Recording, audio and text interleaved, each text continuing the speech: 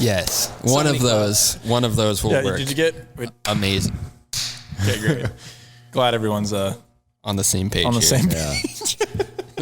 There's so many like clips that I have of interviews that we've shot where there's no slate, and I'm just like, all right, can I get you guys to just clap? And like the talent's always just like, all right. We wanted to put together an end of the year video of all the times that happened. Of just like a round of applause for the year. Yeah. I like making that's a good one. Yeah, it's like, I like making them clap because they're just like, what? They're like, like, you couldn't afford the slate, so you're clapping. That was exactly. And just bring it up right in front of your eye line too, you know? Like, it's really awkward too when you have like multiple cameras and you're like, am I in frame for this clap? Right. Like, Lower. Back in the day when John, I used to do just stupid interviews for ASU and stuff, we'd bring the clapper. And they would always give us shit. They'd be like, oh, what are you guys shooting, a movie or something? Yeah. Like, what do you need that for? You're just there to look cool? They don't know what a clapper's for. It's right. Yeah. Honestly, I don't think I knew what a clapper was for back then, but you know, you'll learn something. But it's like when you do roll up and you have like a legit sound tech with like a a legit slate, you're just like, I'm the goddamn man. Oh, dude. Like this is now turned into a legit production. This is gonna be so easy in post, especially when we have the digital readouts on them. It makes your life so much easier. It's so funny that the sound guys are always the ones with those. Should we start the podcast? We're recording. Are we rolling? We haven't done the intro. This is the preamble. Okay, the preamble. Now we're gonna go into the intro. You can hit the intro now if you want. Can I hit the intro? Yeah, it's introed.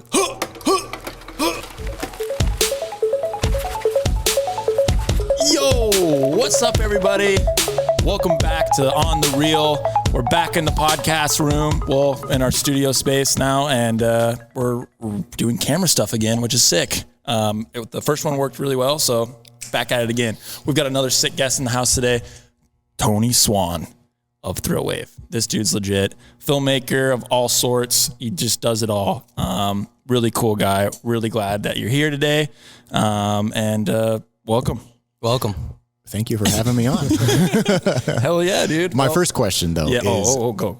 Where's Chance? Oh, where is that dude? It's like, I feel like we're missing a certain energy here.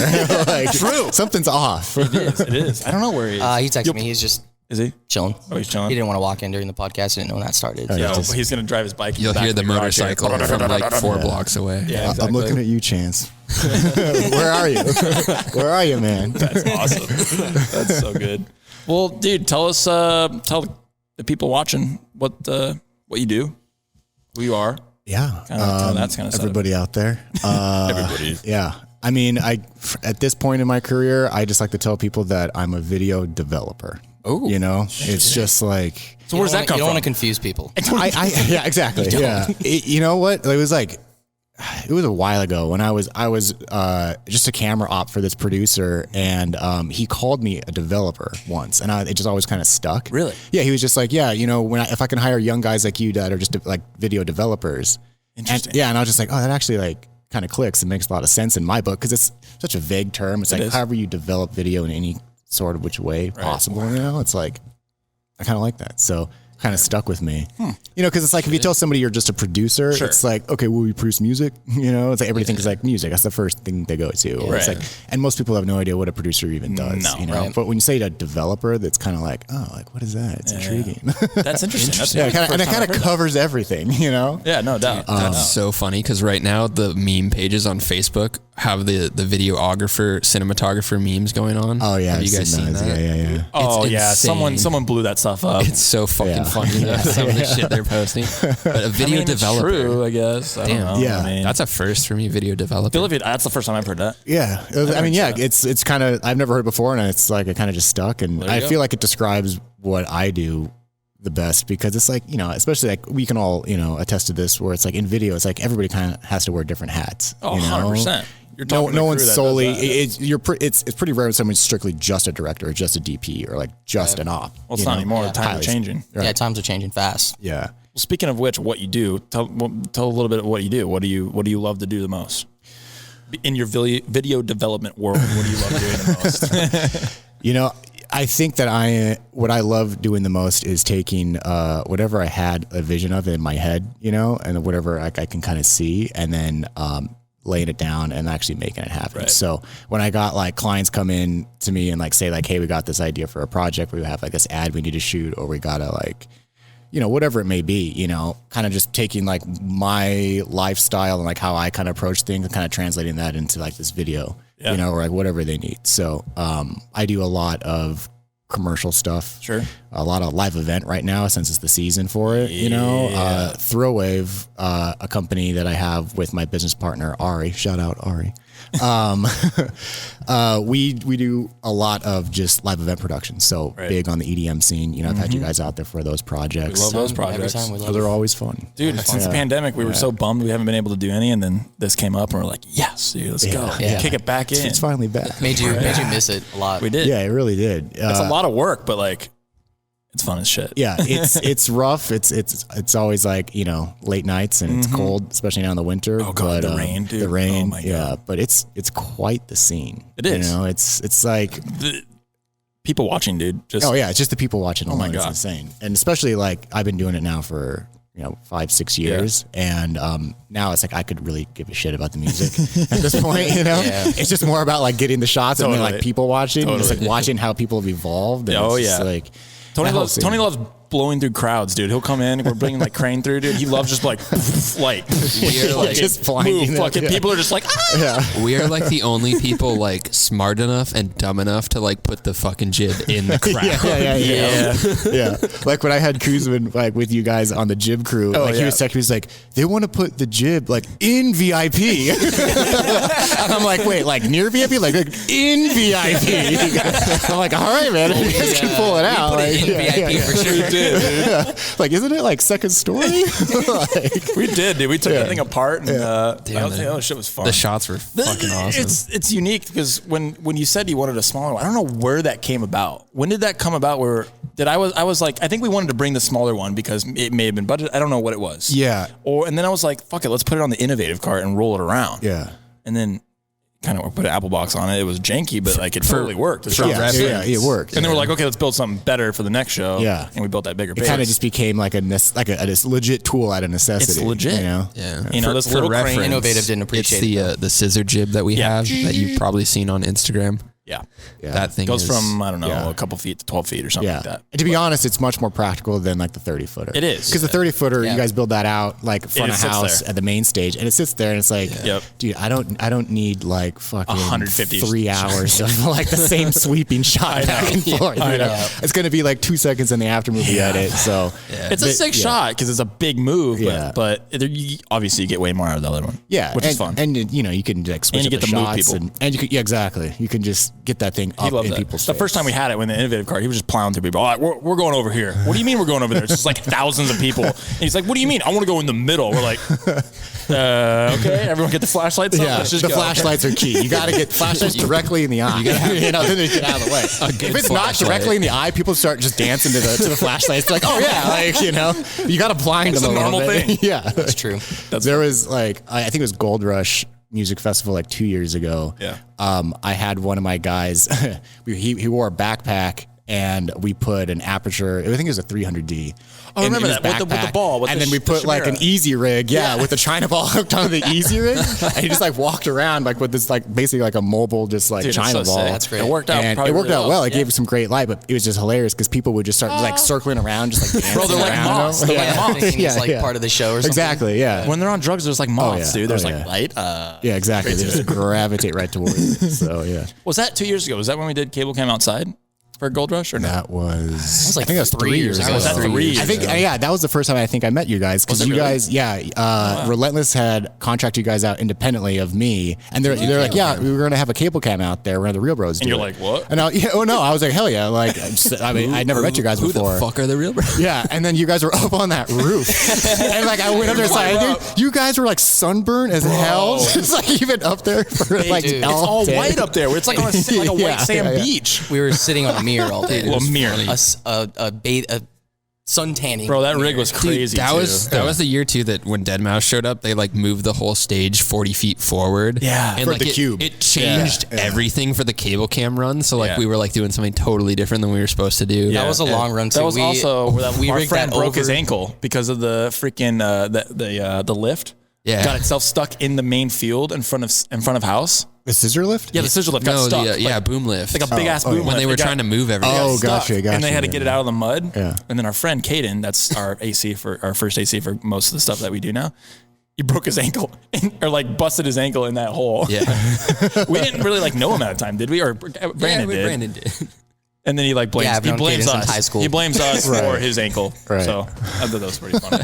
He always brings it up. Yeah, that was a pretty crazy show though with Deadmau5. You know, it's especially to get Deadmau5 on the cable cam, like that's some legit. Dude, it was cool. Like, yeah, That was a cool shot too, because we went all the way over like the little like water channel they have. Yeah. That's what I was trying to say. We had to rig Yeah. over the lake, Trees. over the trees, over the lights in them. building, over the main stage in the front. It was worth it. Yeah. If I remember correctly, was cool. I'm pretty sure his management was not happy that cable cam was there because normally they kick all like everybody off stage. Like you can't get anywhere near main stage when Deadmau5 is playing. Besides his own like video guy, Sure. Yeah. or video girl, I should say. Shout out Leah.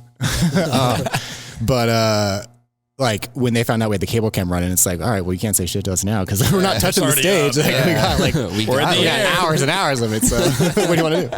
And that's the beauty of the mobile jib too. Is like Totally. the pit in front of the stage is completely like our property. So Right. it's like if artists like want to like say It's so anything funny about the like, politics of Is that. that a common thing with the artists? They don't want anybody on stage. yeah, It's a lot of yeah, politics, isn't yeah, it? it is. Yeah, and it's just because a lot of them have like their own like personal like video It's guy. because or they want their own whatever. look. They don't want to be Yeah. portrayed as something different Yeah. on camera. They got their own videographer, not video developer. Exactly. There you go. Yeah. Yeah, it's not a video. No one's developing anything for them. Dude, no.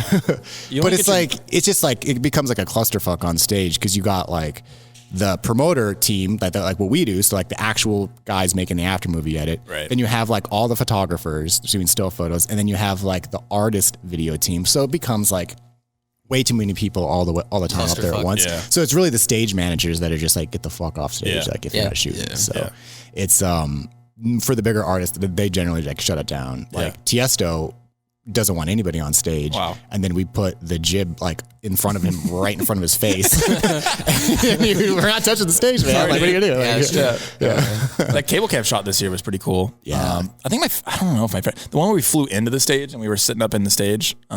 Decadence 2019, 19. That before was the cool. We pandemic. flew into the was stage cool. and came out. That I was don't know. cool. The fact that this stage This had stage was such, sick, though. like it had part of the stage design was halfway through the venue, right? Right. So our long line and going on that wide on the back, It was sick. it made it look super fast. Those shots were rad. Yeah. I was going ham. I was sitting right next to the sub, so I was just like, yeah. Dude, just like having fun. You can get in such a zone on the cable Oh, cam yeah. that it's just like It just, yeah. it's just like playing a video. Well, because game. we're using You're the just you're vibing out. You're using the Defy dactyl cam, so you got your foot pedals and you got your hands free, and you're just fucking. Yeah, I didn't realize that it was like a You're like a an DJ all yourself. limb thing. Dude, it's Right. all Yeah. just. You're one like a single. You're off. like a DJ yourself. You're like Literally, that's what I was doing. spinning knobs. Yeah, sitting- And then I you was like, get, this DJ got shit on me, bro. Look at this. you get in Yeah, the zone, you're waiting for the drops, and you're just there Yeah. like, let's go. Yeah. Well, I mean, that's true. That's what you got to do. I mean, for Yeah. those camera movements, if you time it to the It's beat, to the fun. drop, and you And the nail fire. it flying in, the fire, and like That's the hardest cable- part. yeah. The pyro stuff, like timing that and Yeah. knowing when they're gonna launch it. You can get it though. It's Yeah. so much fun. And zooms too, and like I think those are probably some of the coolest shots, cable cam wise. Yeah, so far. the stuff we got from this last year. Yeah, it was the just sickest. epic. Well, and you guys are mental with like the edits. You guys are doing like instant turnarounds. Like the next morning, Yeah, you're that seeing shit's an wild, edit. Like dude. how the fuck does that So happen? they're like, who says I want edits like that night? Who kind of hires you to do that? Yeah, I mean that's Relentless? with Relentless. Yeah, so their marketing team like, and I want it department, I mean it's really just to boost ticket sales for the following day. You know, because now all these bigger shows that they have are multi-day events. Yeah, because you can't wait for the next day to hope that people see it and then buy Right, tickets. exactly, Yeah, or makes just sense. like word of mouth, like, oh hey, that festival was lit. You Right. know, let's get tickets. Like with like the ability to like upload an ad and target people Sure. like this quickly now in this day and age, like they can roll out a new ad with yesterday's footage Sure. and drop it the next morning, and you just gain more ticket sales. Right. So, So you charge more for that overnight edits. Yeah, it's definitely an upsell onto the package, you know. But I mean, it's good for us, it's good for them because I mean they can just completely sell out the next day. Yep. And it's become quite the big upsell for And other clients have too. they seen the you know? numbers change that when you guys do videos? Oh yeah, for sure. Really? You know, because it's kids these days like if they don't see what happened like within the next 24 hours or last 24 hours, they don't really care. Fucking crazy. Dude. So if they want to see, everybody's looking to see themselves, and they're on the tic tac and the tic tac, just dancing for no reason. Like I don't know why everybody's dancing on TikTok. Why is everyone doing all these weird moves? So their marketing team blasts it on all the channels basically. So just take it and run with it. So like in the green room, they're really good about having they have a full marketing team that's like running like Instagram posts, social media posts, like everything. What they're gonna be doing. Like their photographers are dropping photos like instantaneously, and they're just posting it like throughout the night. So it was logical for the next step to be same day edits for video footage. So how many guys do you have when you're doing those big events like Decadence? And to be honest with you, my favorite show this year was the Gold Rush. Was that Gold Rush again? The Western themed? The Western? Gold Rush is always Western. I think was the coolest one that I've seen to date. Like they laid out. Yeah, I don't know if that was because they were coming back and they just wanted to go big. Well, that was like one of the first big ones. It was the first big sick. one. The first multi-day one that was back since the pandemic. There was so much to do. Besides Decadence, isn't Gold Rush like the most popular one of the year? Yeah, it's Gold Rush, Decadence, and Phoenix Lights. Phoenix the Lights, alien themed one is a good one. Right. That's right. But Gold Rush is just perfect because it's themed perfectly for Arizona. It's the Wild West, and they have Rawhide, the Western town, at their disposal. So it's like they have like a legit like Hollywood backlot movie set just sitting there. It's good. If somebody tried to pull off a Western themed music or like a music festival anywhere else, it'd be really hard. They have to build like all those things, like 100%. Entire set. Yeah, and that's where we got to stage all those shots with the poker tables, and you had. I love the indoor the roller rink or whatever, dude. That was lit. I was like, damn it, I'm working, but I want to go in there and skate. They had so much going on, like hidden in all those little shops and stuff. And most people had no idea that there was a roller skating rink going on. And the carnival, that was the carnival, really cool. Yeah, or there's a casino. Like it was. Yeah, that one was probably the most thought out that I've seen. It's so like far. So much more than a music festival at that point. It's really cool. And that's what they're trying to really push. It's not just about the music anymore. It's also about just the whole experience. Yep, the experience. That's movie theaters are going to have to start doing that now. They got to be more than just a movie theater. What are they going to do? What are they going to do? They got to have sound stages with artists. They got to have something. Roller rink. They've already done the bowling alley thing, which I know, like people complain about because they hear the pins in the room. There's a bowling alley in a movie theater? Yeah. What? What do you mean? Big Cats? It's called Big Cats, Yeah, they do that. Of course it's called Big Cats. It's also a restaurant. It's also a restaurant in there now. Is it in Arizona? Harkins is building one in Mesa, or I think it's in Mesa or Gilbert. I don't know. Gilbert, maybe. That they're doing, Harkins is doing a new restaurant and theater. Oh, really? They're doing that because because it's been done in Scottsdale. No, it's been done thousands billion times. Hold on. It's an actual restaurant with a table. Do you guys know about Roadhouse? Yeah, Roadhouse is sick. The beer hut. I won't go anywhere else. That is the best one. They put one in Houston, Texas, right by my house. Oh, really? For the first time. Or no, it's called Alamo Drafthouse. It was a different one. Gotcha. But it's the same like beer concept and drinking. Yeah. My mom has one and my dad have one right by their house. That's like $30 a ticket for a movie, and you're like in this recliner. They give you blankets and there's champagne. Like how you go up to a normal movie theater and you have like the candy and you have like all the bullshit in the glass case. Well, this one you go up to and there's champagne bottles, wine, and like all kinds of crap, like high end, like meat charcuterie boards. Oh, damn. Do they still have like milk duds and stuff though? I don't know. I think you have to ask for them. You'd have the milk duds. all the peasant food. Yeah. Where's the peasant food? We do not have popcorns. Can I interest you in this aged Spanish meat? An assortment of cheeses. Yes, please. Cheese. Yeah. Anyway, the movie theaters are. But Roadhouse has. I mean, because the biggest thing is like that's one in Scottsdale, right? It's when up at Indian Bend, like at the pavilions. It's like tucked away and like nobody knows about it, and it's still cheap. It's like $10 a ticket. Is it theater quality? Like quality theater, like reclining seats, food, all the same things you would pay like for the $30 ticket at like the AMC, Esplanade. AMC is my favorite. It's been my favorite for a while. They changed the game for I think the movie theaters. What about it? Like why? They were the first one to do recliners. They were the first one to do like everything else audio except quality. for the popcorn. Harkins has the best popcorn. Yeah, that's true. Harkins does have the popcorn. But I like AMC. I had it when I was in school. I had the card or whatever. I'd get free movies and like in the middle of the day, I'd go to class. I'd come over and free movie. Yeah, John would get my free movie with all of his. Oh, dude, I had gift card swipes. I just it was sick. So that's why. What's the one way out on the west side that people go to for like it has like the craziest like sound? I always hear people like cinephiles are all about that one way out. Yeah. You're talking about the the Dolby Atmos systems. Yeah. Those are my favorite. If I go to a theater, even my girlfriend Nikki was like, she knows that Dolby Atmos is. I can just get nerd out on it. I was like, because you've got the whole array above you, and it's insane. I don't know what that theater's called though. And then Cine Capri is visual, right? It's a Cine Capri, yeah. So it's a Harkins. They do have it. Dolby Atmos is in Harkins as well. Cine Capri is like a visual thing though. It's like a super wide. It's a super wide frame. Yeah. Have you ever seen how they edit the Dolby audio?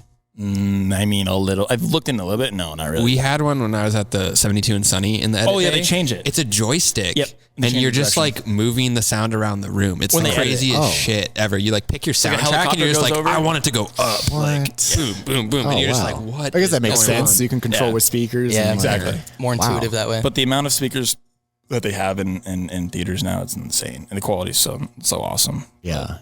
That's why I love the theaters. I tried to build one because we couldn't go to the theaters, so I built like Brandon has one too, but projector and sound system and all that stuff, and put it at home, little home theater. We timed that pretty good right before the quarantine. We didn't really know. So John and I had a whole movie theater for quarantine. Yeah, so we were prepared for all the HBO Max and bullshit that was releasing. So, but I do love the theater. I go by myself all the time.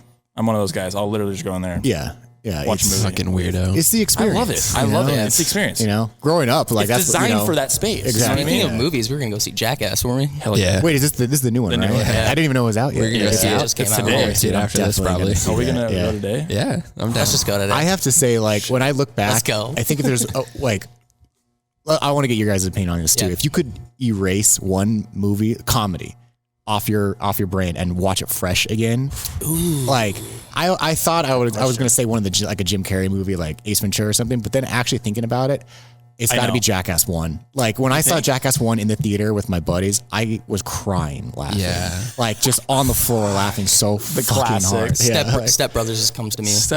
You know what comes to me? Mask. Dude, that's a great one. That's a great one. Dude, Cameron Diaz in her prime. Yeah. That red dress.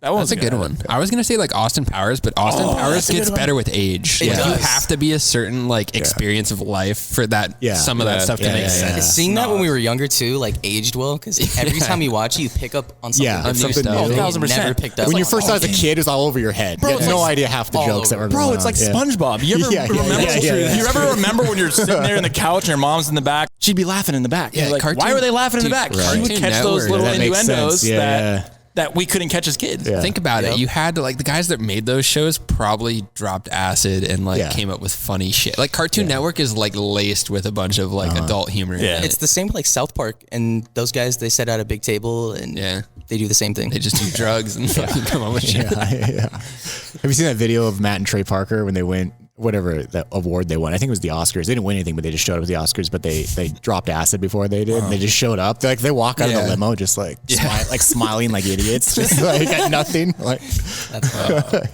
No, it's been wild. So I'm curious where you got your start in filmmaking. Is it kind of like a movie buff as a kid? Or? Movie buff. Yeah, I was always a movie buff. My dad loved watching movies, so I was always just like the guy next to him watching movies with him. You know, he was like, you can watch this movie. They're rated R movie. Yeah. You know, my like, dad was the same way. Yeah. He loved them. So I just loved movies growing up and just loved going to the movie theater. What was your favorite movie that your dad watched or wanted to show you all the time? Do you have an idea? Either the series or something? The Terminator or Aliens. Oh, so your dad loved the sci-fi stuff. Sci-fi. My dad was a big sci-fi buff too. Like, what's that? Predator? No. The ones that are on the spaceship. There's like 7 There's of them. only the best one ever. Alien? No, the nerdy one. The nerdy one. What is it? The other one. Space Odyssey? Oh, Star Trek. Star Trek. Yeah, he was a big Star Trek nerdy one. Yeah. You just That's a nerdy one. We're going to get canceled for that. You just offended an entire Okay, I'm sorry. That's what it was, dude. I didn't grow the whole culture. Canceled again. Oh my god, I'm just gonna. Was he like a huge fan of? I just picture the Homer Simpson meme where he just goes in the bush. Yeah. I just shrink down here. Every time I say something stupid, I just keep going down. You just get demoted lower and lower throughout the podcast. I can't. I have to like do this. You don't even deserve the mic after a while. You just gotta like yell up to it. Brandon just slowly turns mine down. Yeah. That's like, speaking of that, that's like going back to Decadence when like a DJ Diesel Shaq, like he normally Shaq, is at like the countdown. He canceled for midnight. One. He canceled his last one, but for like the last 2 Decadences, Decadence I, he was he was like the headliner for midnight. Right. And it's just like, it's hilarious to watch him like pretend to be an artist or a DJ, because it's like he's just like turning like dials and stuff, like dancing around, and he's a good showman, but like they just turn the volume on his mic all the way down, because like when he'll like yell something like to the mic, but like you can't hear what he's saying, because it's just completely like muffled. That's awesome. Like no one needs to hear what he's yelling into his mic. Let's listen to the music, you know. But it's like, I don't understand why this guy's still working, man. I mean, like He probably just does it for enjoyment. I feel like he just blew up because some people that I was talking, like they didn't even know that he's a DJ. Right, Yeah. Right? Like, I don't know. Maybe I'm weird, but there's a lot of people that are like, Shaq's a DJ? What do you mean? But he's also doing like these like car insurance ads now and like, why? Yeah, the general. Like, why is he doing ads, man? Like, I just remember the ones that pop up in my mind that he did all the time were the Icy Hot ones. Yeah. Oh, That's like the staple for Shaq, for me at least. Yeah. Icy Hot. Yeah. He probably caught the bug with like Shazam and was like, I want to be in TV and commercials. Yeah. Hey, they all do at some point, right? Even what's his name was Sprite, Lil Yachty or whatever. Oh, yeah. Or not Lil Yachty. Oh, no. Vince Staples was Sprite, wasn't he? Oh, yeah. Vince Staples was Sprite, but then the recent one, who is that? Is it Lil Yachty? I don't know. The guy who does the goofy guy. And this, not goofy guy. There's a lot of goofy rappers. Yeah, Well, Meg the Stallion just did like the sauce for Popeyes. The hottie hot sauce or whatever. That's pretty dope. Like whoever's on the team is just like finding everything. Like Popeyes, dude, yo, let's get a hot sauce. What's innovative? Yeah. A hot sauce. Hot sauce, great. Cool. Dude, I'm a huge Megan Thee Stallion fan. Anyway, these days. we are like going off the trails. Yeah, we were just all over the place. We got to go back to your movies. We got to go to movies and what else was it? Oh, yeah, how I got started in this whole thing. Yeah, there we go. How'd you get started? I really like Megan Thee Stallion. Grew up big movie family. We always loved watching movies, so I just love movies. Cool. You love going to the theater? Going to the theater, both, renting movies. Sure. I remember there was Blockbuster. renting. Are you guys all from Phoenix? Yeah. No, Houston. Okay, Houston. Did you guys have Hollywood Video in Houston? No, we had Yes. Blockbuster. Blockbuster Was our shit. My dad and I would go there all the time. I know. Hollywood was probably Hollywood cooler. Video. But they have, I think they had better candy there. I don't remember the candy at Hollywood. You don't remember the candy? Oh, that's why I love Blockbuster. Get my movie, then get my candy. Oh, Blockbuster. Yeah, I'm sure they did have better candy. But yeah, so here we were always at Hollywood Video to rent like VHS, movies and then DVDs. But like, I remember there was one point where we went there like as a family and like we rang up like the 5 movies we were renting and they're like, yeah, you guys have hit like the $1,000 mark at here. So you guys get free candy for life. What? And like as kids we were like, yeah. And like my dad was just like, candy oh my for God, $1,000. That's like low key probably why they went out of business. yeah. Too many people have the free candy for life. They're like, fuck, we're losing hundreds of thousands of dollars in candy a month. On Milk Duds What alone. the fuck? Dude, I did not know that. That's a crazy concept to think about nowadays. A movie coming out and you had to fight to go see it. Yeah. You want to Get there and because it was gonna be sold out. They'd have the little cardboard Yeah. pieces over the actual DVD, and you just see a bunch of cardboard pieces. You're like, damn. Yeah. I Then there was remember that one in the corner. You're just like, I see it. I remember going in there and getting the big ass VHS box. Yes. Also Remember, crazy. dude, so sick. Getting charged and it to was not out. rewind. Yeah. Do you remember going to Blockbuster? My dad had a separate rewinder, like 2 of them. Like a high speed one? Yeah, the high speed one. You hear it? These Tic Tac kids have no idea. No idea, dude. We had to rewind tape. Yeah, tape. I specifically to return remember our movie. Yeah. What? Yeah. I had to put on pants to go get a movie. Like, what is this? I honestly got pissed when the Redbox thing came out. What is that? Redbox? Yeah, Redbox. Yeah, You know Redbox. Redbox? Yeah. I didn't like that thing. I don't think I've It ever bothered me used because it Redbox. ruined the whole process. It's in a ghetto spot, like I a gas used it a station few times. or a grocery store, and you're like, we definitely used it. Did no you ever doubt. see the people that scammed people with them? No. They would take the CD and then they would they would copy it on like a copier and they'd cut it out of paper and put it in the thing because it only scanned like the QR code on the disc. So there's photos of people that would get a movie And it or was like a just, like, game porn. and Just keep it's it? just a fucking paper like disc. That's pretty legit. or they just put like a burn disc in there. Yeah, No, someone like would put porn in there. It was hilarious. Blockbuster people would like record over tapes too. every once in a while. yeah. I remember the first time going to Blockbuster where they transitioned to DVDs. It was crazy. Yeah. I was like, what are these Yeah. things? There was that hard split you between. remember that at all? Yeah, it was a whole new. It was quarter the of the outer size. the outer edges were like Yeah. VHS. Still in Yeah. the middle part, they had like they started bleeding in the DVD. Yeah, that was crazy. And then you had like transition. Blu-ray and shit. Dang, that's crazy. Oh, yeah, Blu-ray. Colby over there. Dang, that's crazy. Damn, that's crazy. Damn, that's crazy. Yeah. Stupid. He says it all the time. And now you just download So we were in everything. Blockbuster. You did the Hollywood thing. You got free candy for life. And from there, what triggered? Did you go to school and did you do that? Yeah, What did you do? I went to ASU. Yeah. Studied nothing to do with video nothing, or yeah, anything. yeah. Like a lot of people in this industry, Sure. just we're here because it's a passion. You know. I got into. I did photography in high school. I had a computer science teacher who let me like use his DSLR at the time, really? and, like shoot around. And, So like, it wasn't a photography class. No. I mean, it wasn't a photography class like that got me into it. Sure. I just worked for him at the time. And then like he had to like shoot some stuff for the school and he just pawned that job off onto me, some student that would work for free, but I could use his nice big camera. Perfect. So I kind of like started shooting photography and then, and then I kind of caught the bug with like photography with that, but didn't really do much with it besides a hobby. Sure. And then, started shooting like video for weddings. That was like the big step. So you got into the wedding. It was the wedding industry that like reeled me in, and I did that with my brother. We shot weddings for 2 years. Oh, wow. And did you guys have your own little company? Or yeah. It was called Tony and Max LLC. Really? He's like, that's sick. Yeah. That's the most money we ever made. And that was it. Man. That was the height of my career. It's all been downhill from here, man.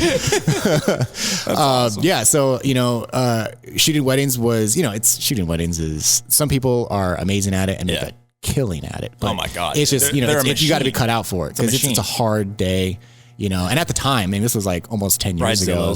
Bridezillas. And, Instagram didn't even have video capability then. It was all photos. Sure. So like no one gave a shit about video for weddings. Photographers got priority. You're always fighting for light, whoever got priority for what light for sunset. And so video was always an afterthought before photography. Sure. So we did that for like 2 years and then got out of that because weddings just were just not, it wasn't, I was like losing my passion for it. Yep. And then just started picking up like little, like small business projects where like, businesses would come to me and just like have a product and need just cool content shot. So they just come to you? You didn't market the idea that you were doing It started with me just like cold emailing. I just made like a canned email and I just fired it out to like a ton of different like companies. How many people do you think you sent it out to? Oh man. I mean, at least 100, over the span of like probably like 6 months. I made the goal to like this canned email that I wrote that I would just transpose names in and out of. I would probably send out maybe like 5 a day. 5 a day. How many would come back? Like 5. No, of like everything of like the 100. Of the 100. So you got 5 back. Yeah. That sounds about right. Yeah. What's that rule again? I don't know. Yeah, there's a rule about There's a rule, isn't there? There's like 100. You send out 100. There's a you there's get that weird rule back. Yeah. For every 100, you get like 1 back or some stupid number. There's an 80-20 rule. 80-20, something like that. It's just messages in a bottle. You send them out, and hopefully one will come back. Exactly. But like the first big one was, like the training masks that people wear. That athletes wear. That's right. That's right. Resistant stuff. That was like my first like client. That was like, oh man, like this could actually turn into something. Well. Yeah. It was funny because like he was one of the people I'd sent an email out to, and then like it must have been weeks, maybe months later. Yeah. My phone rings and it's like a random number, so I didn't answer it, like an idiot, and I get this voicemail, and it's the guy who like started the company, founded everything, and he was also running the marketing at the time. And it's just voicemail from him. He's just like, "Hey man, I got your email. If you don't answer your phone, you will never make money." And just like, really? Yeah. And I was just like, life lesson right there. So I called him back. Yeah, I called him back, and I was like, "Oh, hey man, let's do this." And so he so he just basically like gave me like $2,000, and he's like, make me just a bunch of cool like videos with my masks, and he sent out like a box of like 7 masks. Oh wow. And so just do whatever. It was like super up to me. So to then make your it, like, creativity came back, and you're like, here we go. Here we go. I can like, I kind of just ripped off every single Nike commercial I could watch, just ripping everything off. And that's kind of like the first big, like product kind of fitness oriented, shoot or client that I started working with. What was your biggest like lesson after that first go around with a client, and then getting paid what you feel like you should get paid? After weddings, what was that transition like? Yeah, that's a good question. It was it was like what I learned from that was it's almost like a blessing and a curse to have a client that gives you free reign to do whatever you want. Sure. Because it's like when at first I thought, this is awesome. This guy lets me just create whatever. And he was really cool about like, I love it. Like you made this for me and I dig it. Like I hired you for your style, that's why I hired you. Right. But it kind of like, he set the bar so high that when I got another client that wasn't like that, I was like, what the fuck is this? Like they brought me on board to like create content, but then like they gave feedback. And like they gave notes, which every client has every right to do, and it's part of the process. But I took it so personally. You know, it's like when somebody like doesn't like something you made, that's something you put your heart and soul into. Right. You're like, you take it so personally. Yeah. You know, because were you aware of your style back then? You said they hired you for your style. Were you going for a I was just ripping everybody off. Yeah. Okay. I didn't have like my own style. I just like liked what like certain ads that I would just watch on YouTube over and over, and kind of just I would try as close as I could to get to that. Right. You know? So at what point did you find that style? And I mean, I'm still finding it now. You know, it's always evolving. 100%. But I mean, to answer your question, I feel like I didn't really truly come into like my own like confident like that's skin. That's kind of what I mean. Yeah. Like what point did you feel like you were not just trying to like rip Nike shots and copy? Yeah. Right? It's when I got confident in my own skill set. So maybe like I'd say fast forward like maybe 4 more years to where like I had a portfolio of like certain videos that all had my certain kind of look to it that I realized all kind of look the same. Yeah. And then I realized like, you know, like just like my camera style that I like to shoot with, you know, the lens focal lengths that I liked, stuff like that. Did you ever have that? What was that fear of? Imposter syndrome. Yeah. Did you ever have that? I still have it. Oh, really? You know, I still have it. Yeah. I mean, I don't think it ever goes away. Yeah. Like you just manage. I had it really bad. He's like, I don't have it. Like, no, I've never had it. I deserve to be here.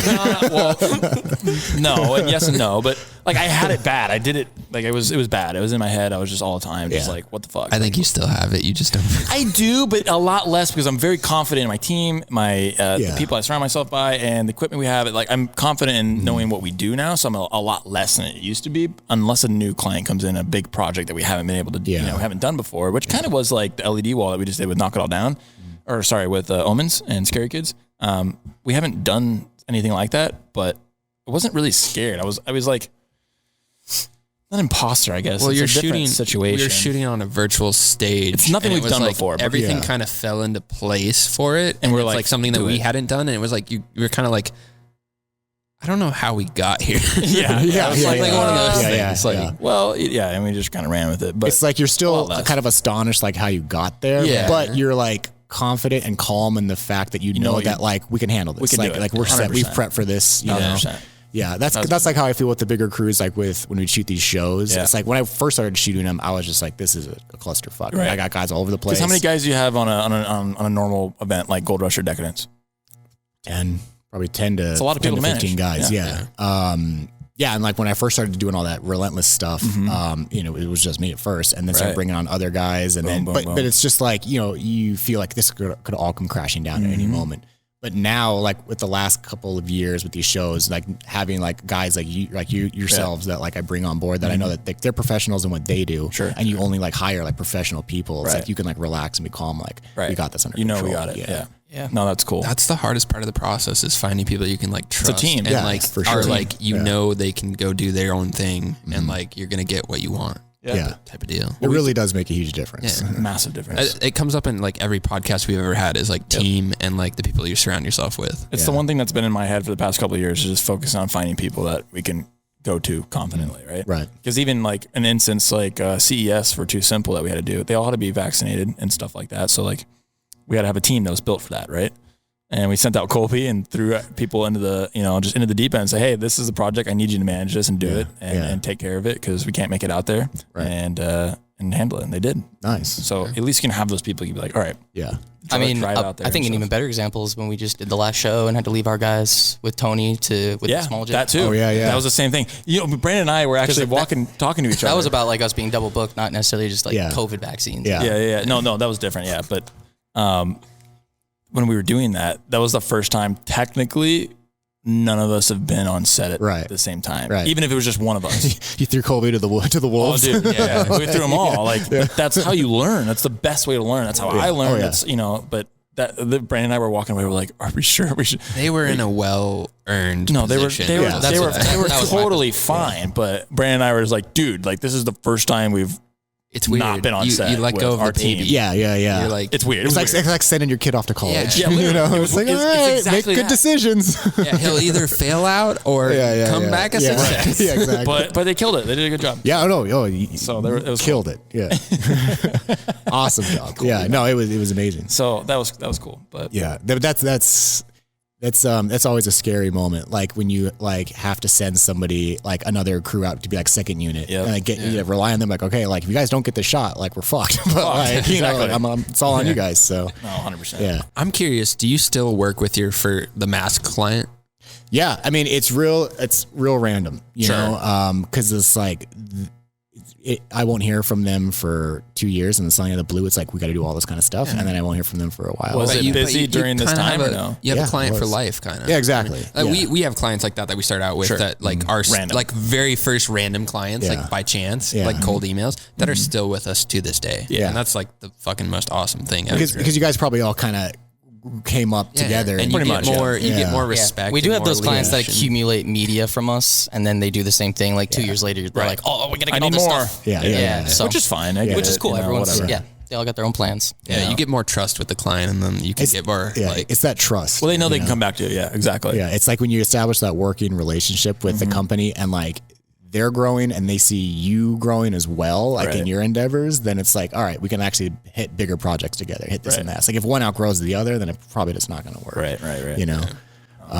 Yeah, but I'll hear from Training Mask every once in a while, and it's funny shooting with them because when we first started shooting stuff, it was all about like having the best imagery, this that, the craziest edits, eye-catching stuff. Yeah. But then, like I'm sure you guys are aware, as things have evolved into like now all they want is user-generated content, UCG. So it's like we're literally shooting things on an iPhone because if it looks, if their viewership that they're marketing to smells any whiff of production value, professionalism, they're not going to buy it because they have so much feedback now, like with software where they can tell like who swiped through what ad, how long your finger was on the app.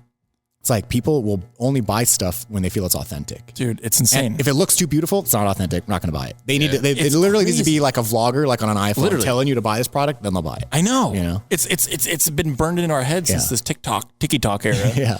And like we were talking about this the other day. I mean, even before that, Ty Lopez in his garage on the phone. Yeah. Do you see how good that advertisement? Yeah, I love this car, but the thing I love production more value is my book. He spent money on that. Bro, that's like the most. Oh my god, it's crazy. But that's the same thing. We were talking about this the other day on Instagram. Like we would post stuff out of the camera from the the Russian arm.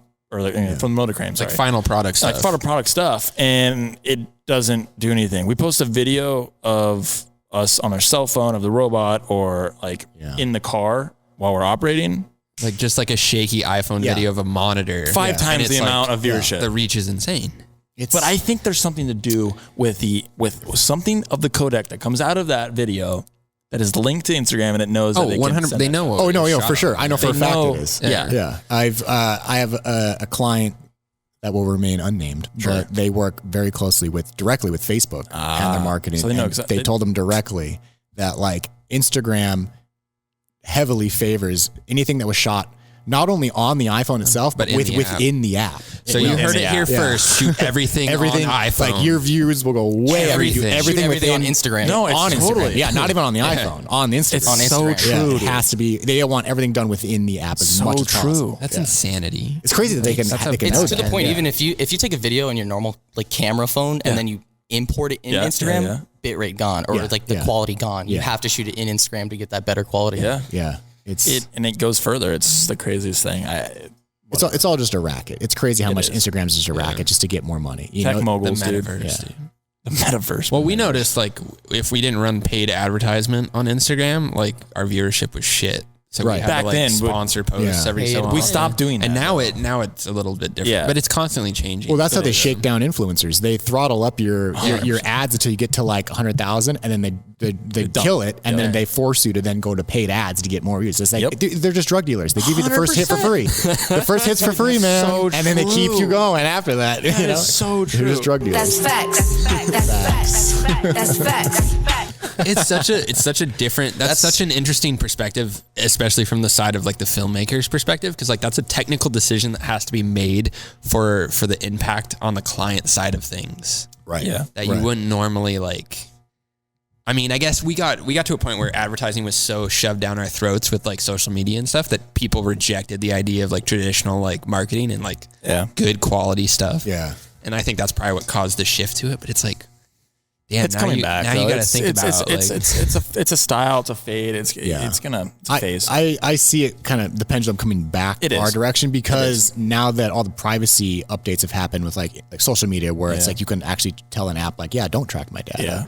You know, ads now can't be targeted on Facebook at least or anything Meta. Yeah. So ads now have to go back to the classical approach where they're to a broad audience and they have to be eye catching to everybody, so they just get people to watch. Yeah. Whereas before, so if they could track your data, I mean, they could send an ad specifically tailored to whatever demographic they want. Right. So there was no need for it to be eye catching because they know exactly who they're sending it to. Yeah. You know? It was. Are you saying they're not doing that anymore? Is that what you're saying? Well, they can with the privacy updates. With like the it started in Europe, but they can listen to you, right? Because how many times have we talked about something and then minutes later it shows up as I still think it happened. It happened to me the other day when we were shooting plate carriers and I get a plate carrier ad from AR500. Right. I got AR500 ads for 3 days in a row after that. Yeah. Yep.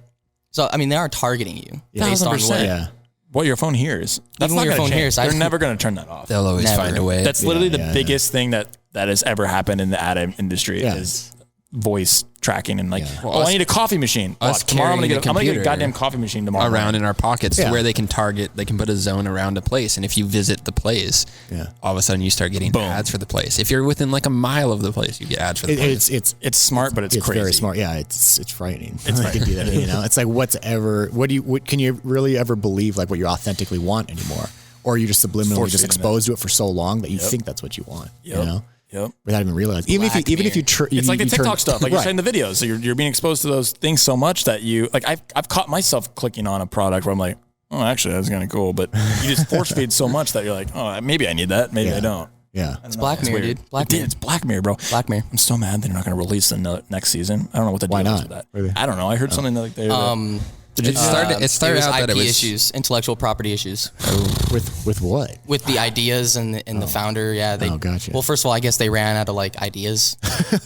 Well, you know, when they came out, I think they ran out of ideas. But they were going to launch it before the pandemic. He said it was too close, and he held it. Yeah, I don't know if that was like legit. I think that was probably just a PR stunt. You think it? It would have been really smart. I mean, that's like a genius PR stunt. Was that where they said like it's already too dark out there for anything? No, they said it's too close to what's. They said they shot it, and that their ideas and what they shot is now happening with the. Have you ever watched Black Mirror? It's one of my favorite shows. Yeah, it's so well literally done. insane. Yeah, it's so good. Like the thought process it's so much better than what is this? The stupid shows that are out there now, Hot Bod or Hot. What is that stupid shit? Yeah, Hot or Not. What the? That's cancer. That is literally eye cancer. That needs to stop. The one where the Alexa tells people if they can. Oh my god! Wait, are you serious? Yeah, have you not seen that? No. What? It's on Netflix. Wait, they use Alexa? No, they use Alexa. It looks like an Alexa, but like it talks to them and tells them they're all like a bunch of hot people on an island and they can't have sex, otherwise they lose money. They lose money. Or like if you like touch a boob, you lose like money, $5,000 or something. Yeah, literally. How would you like? I'm out. And then that's what people do. And they lose all the money. There's one guy on the island that like they meet the next morning and then the Alexa like sits there and goes, 2 of you hooked up last night. Yeah, he tells everybody. Oh man. And guess what? You want to know the better part? They're all in the same fucking room. Oh my god. So they're just doing it in the bed with everyone there. Dude, that's like a sex counselor's like dream show. Yeah. You know what I'm saying? It's so like we don't need that, dude. Yeah. Let's go back to that quality. I'll give them the first season was pretty entertaining to watch, but like the second season fell off real quick. There's another one that just came out. It's on the main feed of Netflix. It's just there's always stop. like The Bachelor and all that shit. So that's just a classic thing that they've been doing that for freaking. That's a time-tested cash eons, grab, bro. Like money. It's a formula for money. That's a scientific. It's like formula. daytime television. Yeah, yes. They just got it figured out. The Bachelor. I mean, my brother watches The Bachelor. They got him sucked in. Like my dad. I'm pretty sure my dad watches it sometimes. Yeah, I mean, any of those shows, they're the formula works. It's like you're gonna watch it just for shock value alone. Is, so. It's so sticky. It is crazy. But going kind of back to that point where you're talking about the quality of iPhone and production value and kind of stuff like that. We were so used to, I think it's kind of, like you said, the pendulum's coming back because we were in, a year and a half or 2 years of freaking webcam footage on advertisements. Yeah. And people, I think, were just sick of that. Or at least the people in the professional world were sick of that. They're like, let's get this shit back to I was sick of the audio. Exactly. Digital, that's another point of it. Audio sound in all the commercials was like... So that's why I think they're like, okay, it worked, but it it didn't work. This is trash. Let's go back to It's whatever the original norm stuff, has been for too long. Then people want something that's Shift. not the norm. So it was the norm to have really highly produced, beautiful imagery for the longest time. A long time. And now it's gone back to just shitty ass, potato quality, It is, whatever. yeah. Now it's It going to is. shift back the other way. It is Like, gonna shift. it's like reality television and then Mandalorian. And like, it's a cycle. Yeah, and Yeah. budgets will fluctuate with that too. So. Yeah, like you said, it's all cyclical. It's just whatever phase we're in at what time, you just got to know how to play to that. Exactly. Play to the strengths. But it's funny though, because like 2 weeks ago, I shot a project for a client who they wanted it all shot like UCG style on an iPhone, but it still had to sound legit. So I had a sound tech there capturing audio. We lit everything the way it should have been lit, but we shot it on an iPhone. So it's just so weird that like you just like. I mean, if you know what you're doing, it's truly mixed media of like. Well, like the FX6, they make a cage for it that holds it in portrait mode.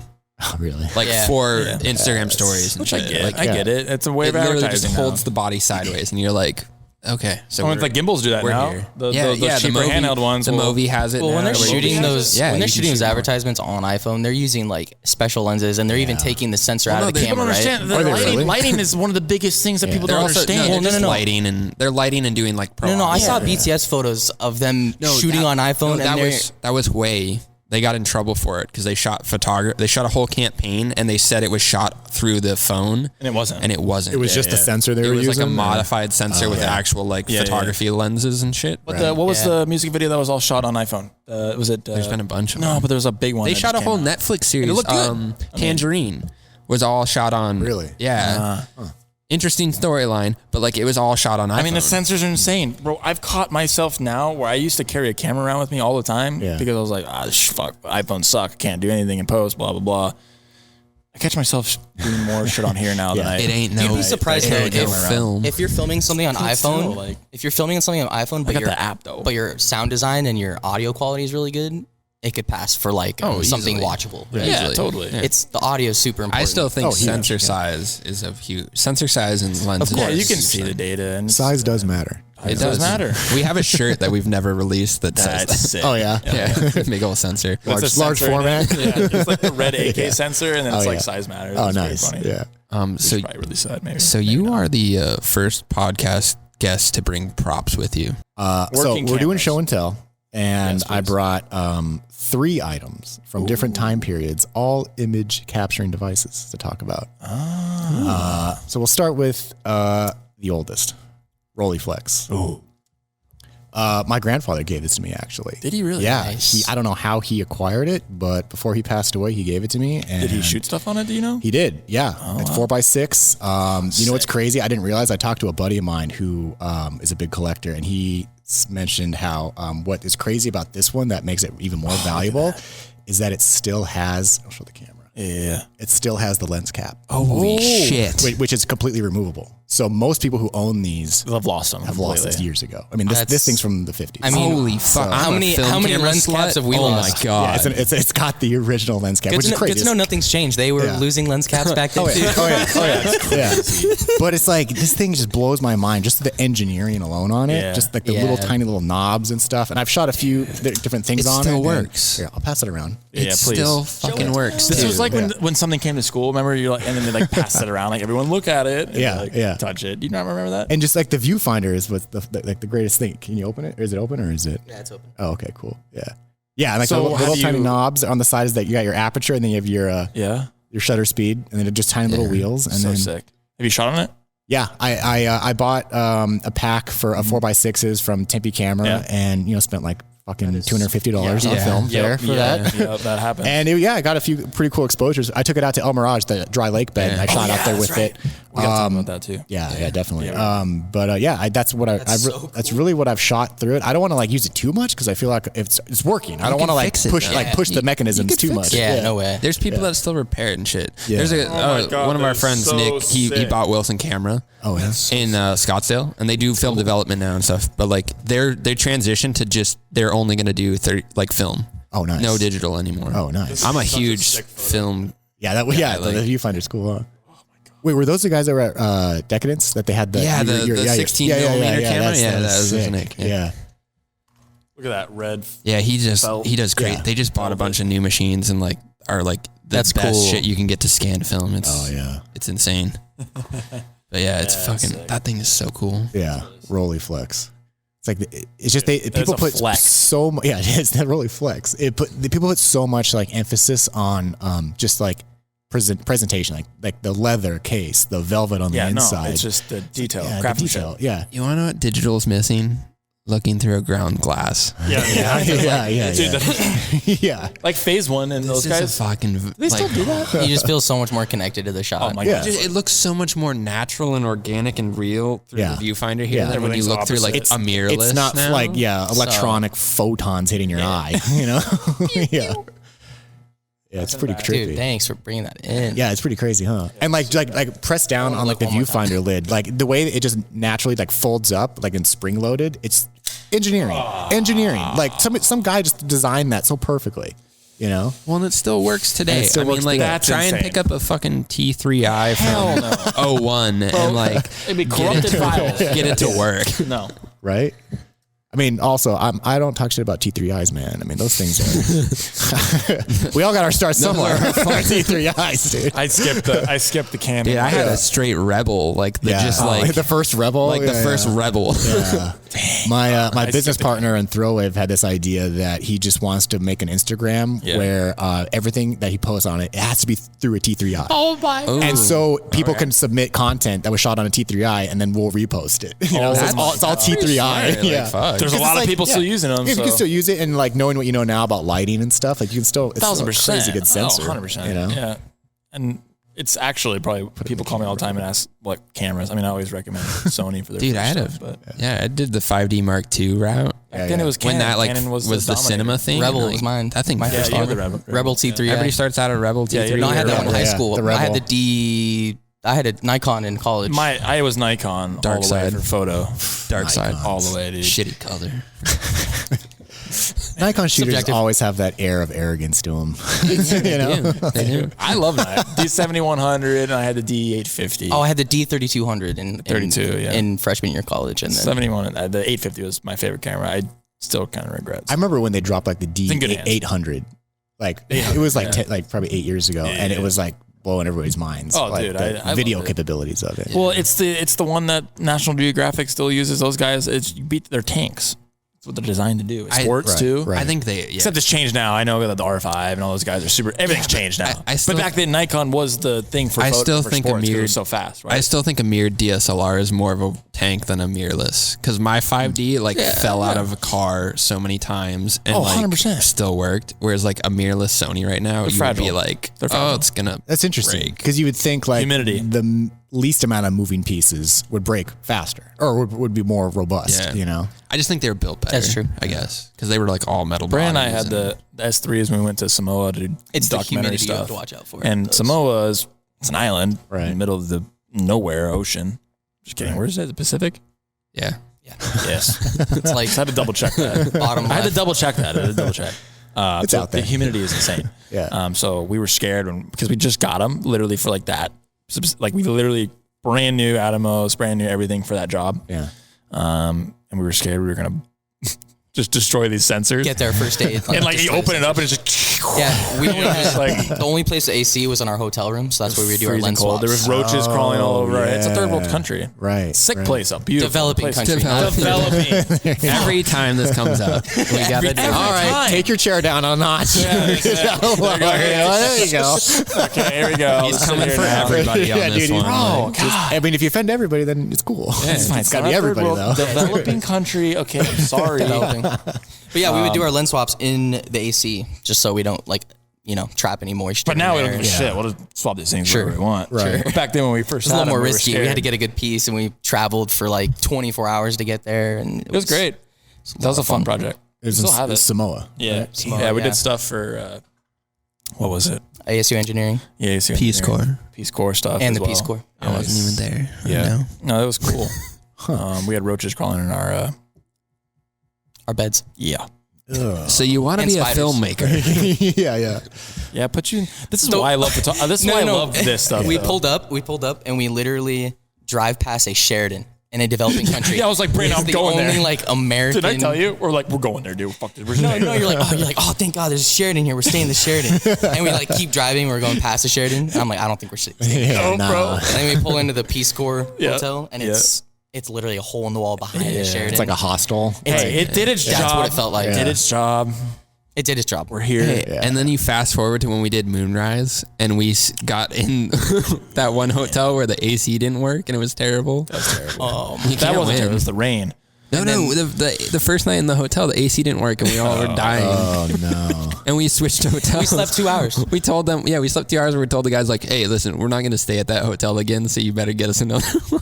That's true. That was terrible. Man, memories. That was cool. Yeah, but it's like those little things though that really just really make you truly appreciate what you do. 1,000%. Yeah. And I love what we do because you always put yourself in different positions and different places, different people. That's why I love it. Yeah, You're exactly. literally always, your brain's always constantly. It's always trying to changing. And you have the craziest stories compared to like working in a cubicle. Or But you're always, you're in different situations. Or I love it. I think anybody in this industry, the common trait we all have is like we get bored easily. You know, we do. Like if we're doing the same thing day in, day out, like I would lose my mind. No, you know? yeah, But I like would go new crazy. projects, new people, new clients, it's like it keeps me Fresh. Fresh, exactly. Exactly. Yeah. So then you got the other camera. You got the Rolleiflex. You got what do we got? And then What is we fast forward I don't know. I mean, I got this on like at Target for a prop like 2 years ago. Like the original Polaroid, like 60s, 70s, 80s. I just brought it because I wanted to shoot like a Polaroid. I've got a ton of Yeah. those things. I love those. Yeah, so I brought this to get a photo with it. I just thought it'd be a good like little middle ground area. It is sick. Heck yeah. Yeah. Do you use it a lot with friends and Yeah, throw it around? Just do like random shots. Yeah. That's the best when you pass it to people that have no experience. Yeah. In the camera world, and It's they get fun. photos. It's It's instant- interesting to see what It's they instant capture. gratitude. It is. I love it. Yeah, I like it's that. instant, but instant. It's slightly delayed, which makes it like, even more tantalizing. Yeah, you know, everyone's like, like instant's what like did look you at your get? phone and you saw it. Yeah, Whereas that's this true. is That's like, true. I guess I gotta wait like 10 instant minutes for this. physical. Yeah. It's like putting the physical. Yeah, It's like putting the 50 cents in the gumball Do you machine shake? and watching the gumballs go down. That's true. I did love Yeah, shaking. that was that cool. was sick. That's the Do same you thing with shake the or do you let it No. sit? No. I was always That's taught to shake. Everyone that was like, everyone's would- like, no, dude, you just leave it there. I'm like, that's boring, bro. I just, What was the science behind shaking it? Like, supposedly it faster It got drying. the chemicals over it more quicker. Yeah, Gotcha. like it's a quicker way of doing it, but some people say that's bullshit. Polaroid's interesting too, because like early 2000s they stopped making it, and there was one factory in Eastern Europe, the Impossible Project, that continued on with it. Really? Yeah. And it was like 8 exposures got to the point where it was like $40. It was insanely expensive, and then like all of a sudden like the generation behind was like, this is cool, like instant photo, and then there was a demand again for it, and like prices came down, and now like Polaroid I think makes the film again and shit. Oh yeah, They do. sure. They do. Yeah. There was like a time where it was like literally falling off the cliff, and there's like a small group of people in like That were wanting Ukraine or something keeping it together. that bought all the machines and were like making it, and you could buy it at like Urban Outfitters, but it was like you had to take to take a bank loan to get it. just get one cartridge. Yeah. The film demand right bank now is loan. insane, dude. what? The camera stores, like Timmy Camera's banking off film. Oh, dude, yeah. the price They're is popping off film. They're Can banking. you all stop fucking buying film, Tic Tac kids? Because like the prices are going Dude, Through the roof. Through and the I don't roof. know. Timmy Camera's doing well, dude. They're some of banking that off stuff. that shit. That's Some probably of the that one. stuff they don't make anymore, so there's like a limited stock. Yeah, supply and demand, man. Timmy Camera must have been sweating it for sweating it the last decade, and then like all these Came up. like all these Tic Tac kids are just like buying all their stuff. And Yeah. like, we're back. Hey, I'm not gonna secret lie. I was is- buying film too. You gotta go in end of summer before ASU gets back into school, because that's when they have all the good film cameras and stuff. Yeah. And then like the new semester starts, and it just gets wiped out. I do like that's a going good and seeing point. all the used stuff. Plot twist. Yeah. The camera stores made TikTok. For real. Yeah. They're like a secret society. Yeah. That's like, how do we make people shoot film again? How do we get Look people at this? back We need the demand to come back. It's trendy. It's hip. It's cool. Your parents hate it. Yeah. I heard somebody was making an app like that, like a photo app where you take photos and then you don't actually get to see them until like 36 hours really? later. Oh, really? So Fuck, so it's that that's same sick. delayed gratification. That's kind of cool. Well, Yeah. And then like, you get to go through This is the them. one And then you get to go through them. What is Yeah. dude, Leica made a Flicka? digital camera Filka? that doesn't have a screen on it at all. Really? Yeah. So it's just it's one of just the a M viewfinder? cameras, just a viewfinder, no back. So you shoot like film, Okay. and then when you plug your SD card in, you see your photos. You can view them through an app if you really want to like cheat. right. But I was like, That's super cool. And then I think Fuji made one as well. Because Fuji's been big with like putting the film stocks on their cameras and all that jazz. But Sorry, I like, wasn't listening. You can develop it? Is that what you were saying? No. It's like it's just a digital camera with no screen. So like you shoot your photos and then you don't see them until you've got your. That's really cool. Your SD card. There's zero playback. But it's like the Leica's like still an $8,000 camera without a screen. So it's like kind of like, But they also make the monochromes, which are only black and white cameras, which I'm like. That blows my mind that they do that. I'm like, but there's a difference. The sensor in it captures so much more tone than like a color sensor can. So okay, I'm 100%. So it's engineered specifically for black and white. So you actually get a way more legit. Black and white. It's one of my dream cameras to get is a monochrome because it's just like I'm a big black and white guy. This isn't a sponsor, but this is what I shoot all my photos on now. What is it? It's called Filca. Filca. It's basically like Leica, but on your iPhone. But so you have like film emulations. Like Katie Gold and like all this stuff. Oh, that's cool. And you have like ultra wide, which I love the ultra wide. It's the only reason I bought this phone actually is ultra wide. But the photos that come out of here are actually kind of sick, dude. Yeah. I like them. Except the algorithm probably isn't going to like it. No. Probably not. Not shot in the app. No. Yeah. But I do. That's what I shoot majority of my photos now. It's just easy. Yeah. I don't have to carry around. Like I love a camera. I love the separation with the lens and the, so can you like adjust shutter speed and ISO? Yeah, everything. On that? It's completely manual. Dude, it's sweet. Completely that manual. and Fuji's pretty cool. Fuji is like a disposable camera. So you don't see the photo. You don't see your frame. You're basically just like putting your phone up. And then it like adds light leaks and it's pretty hip. But this one you can control everything. I love it. It's cool. Yeah. Colors and everything. Yeah. But yeah. Cool. Photos. So there's that. So moving on. Moving on from the cameras. We're turn of the century. Yep. Middle of the century. Third one I brought. You guys have not even noticed it yet. Is it like in your eye? Do you have the freaking Elon Musk thing? He's got the. Bro, you've got the Ray-Ban. Dang. Dude, the new Ray-Ban store. That was hella He's been recording us this whole time. You press this button right here, 30 seconds a roll. No way. Yeah. Is it rolling right now? It was. There's a little light that shows. Because we'll put this in Can the you show. turn rolling right now? Can you turn the light off if you were doing? I know you got to like punch it out. Yeah, I think they have to have the light for like privacy issues. Like, so but I mean, like, what's the point of having? This is what Puyon was talking about. He wanted to get this for the Rock when they were rocking out on stage. Like, how sick would that have been? So that's the Ray-Ban, right? Yeah, Ray-Bans. Yeah, so they're like legit Wayfair like frames. You can get like whatever like actual lens you want in it. Like these are the transition ones. Sure. You can get like just the black lenses. You can get like UV. Look at that. It looks like a normal. Yeah. There's like 3 different types of frames you can get. The craziest part though is it has like speakers in the. Oh, they have the speaker too. So it vibrates your temples, so you can listen to music without ever putting it in Alex your and I ear. were at Best Buy with those. Dude, I want those so bad. He showed up on my Instagram feed. It was the fastest purchase I ever made in my entire life. Yeah, it was an Instagram ad that showed up, and I was like, buy, like instantly. Fastest $400 I ever spent in my life. How is it? How is the what do you get out of it? Oh, the image is complete horseshit. Like it's horrible. Like it's like 1080 by 1080. It's just a square. So is it usable? Is it fun? It's usable for what it is. Casey Neistat did a whole video where he shot it all on the glasses, and he was like, "It's not quite there yet, but it's cool." Yeah, exactly. Is it a cool perspective? Like, is it wide? It's tight. Like, what is it? Yeah, it's pretty cool. But I realized that it only shoots it out of this lens. This one's just a dummy. What? Is it offset a little bit? Because it's offset. Yeah, because I realized like what I was looking at, half of it was like kind of like favored one direction. Weird. Why is it not using both of them? I don't know. That's what I don't know. Because then you'd have to like put them. Yeah, you have to seam it. Tony's like, I don't know. I'm not a fucking Ray-Ban engineer. It would cost so much. I don't know, nerd. That's cool.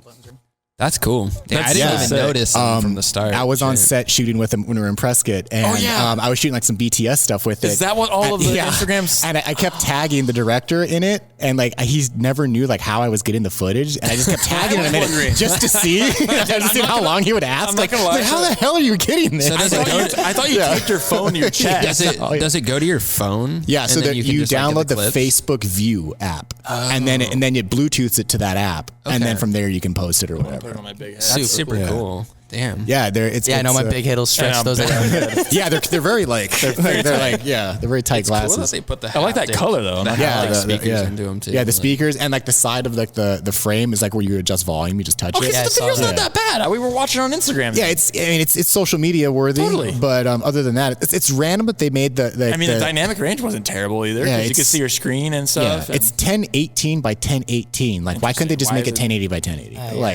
Where the other 52, 62 pixels go? When you get an update, use that other lens, then it's probably going to stretch that frame out and you'll have a 1080. Yeah.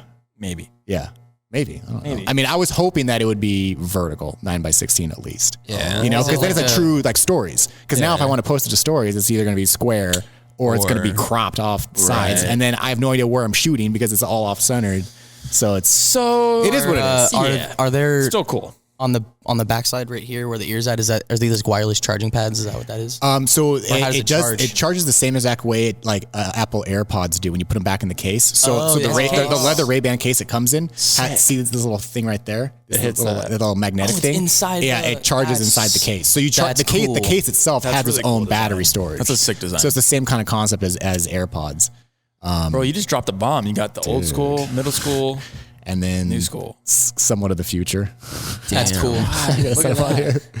Yeah, it's just like I think it tapped into like my like childhood of 100%. like fucking Mission Impossible. Bam, like spy glasses. Need it. Yeah. Done. 100%. Spy Kids, Yeah. Spy Kids, all that stuff, Yeah, dude. it's Ray-Ban got it. That shit was magic when we were like in elementary school. That would have been magic. Oh yeah, like it didn't exist. It was literally in Mission Impossible. Like you know, Crazy. it did not I exist. bet you that video quality looks better than most of the cameras they were using back then to do like broadcast and shit. Yeah, for sure. That's crazy. But And yeah, it's in the glasses, and they're actually usable glasses too. They're not like some dopey ass like those shit glass. aren't like, prescription, are they? No, but you can put prescription lenses in them. Yeah, easily. Yeah. No, these are just the transition ones. So like I was just wearing them like on set. We were filming. Oh wait, so it goes from dark. Like when I walked in like earlier today, like I walked in and it was like That's right, dark. they I look walked in, dark. it was like dark as shit, and I'm like, hey guys, like trying to like fist bump you guys. I was like, I can't see anything. that's legit. So they just get dark outside. Yeah. Transition lenses. Transitions. I haven't ever. That's like an NDA worst nightmare right there. Is those glasses. Like, I love that. I would cool. punch out that light for sure and just record. Yeah. Yeah, that's what I'm gonna do. I think I'm just gonna get a Sharpie over Yeah, it or just beep. something. Yeah, but I think for privacy, like, Sure, I get it. and it can only roll for 30 seconds. Otherwise, 30 seconds. Yeah, 30 seconds, just clips. That's all you can do. And then if you hold it down, it'll take a photo. But it's kind of like the Snap glasses, because the Snapchat glasses, they would post right to your Snapchat. Like you didn't get to see it. Or it was like a more natural. that would approach honestly to be it. kind of nice because then I could just be, clipping away and it would just post it. But I mean, It just saves in your camera roll, right? Yeah, it saves in your camera roll. And the audio is actually pretty usable too. I mean, you can actually hear what I'm saying. You can hear what other people are saying too, which Well, is that's kind right. of I mean, I keep forgetting. I was watching it.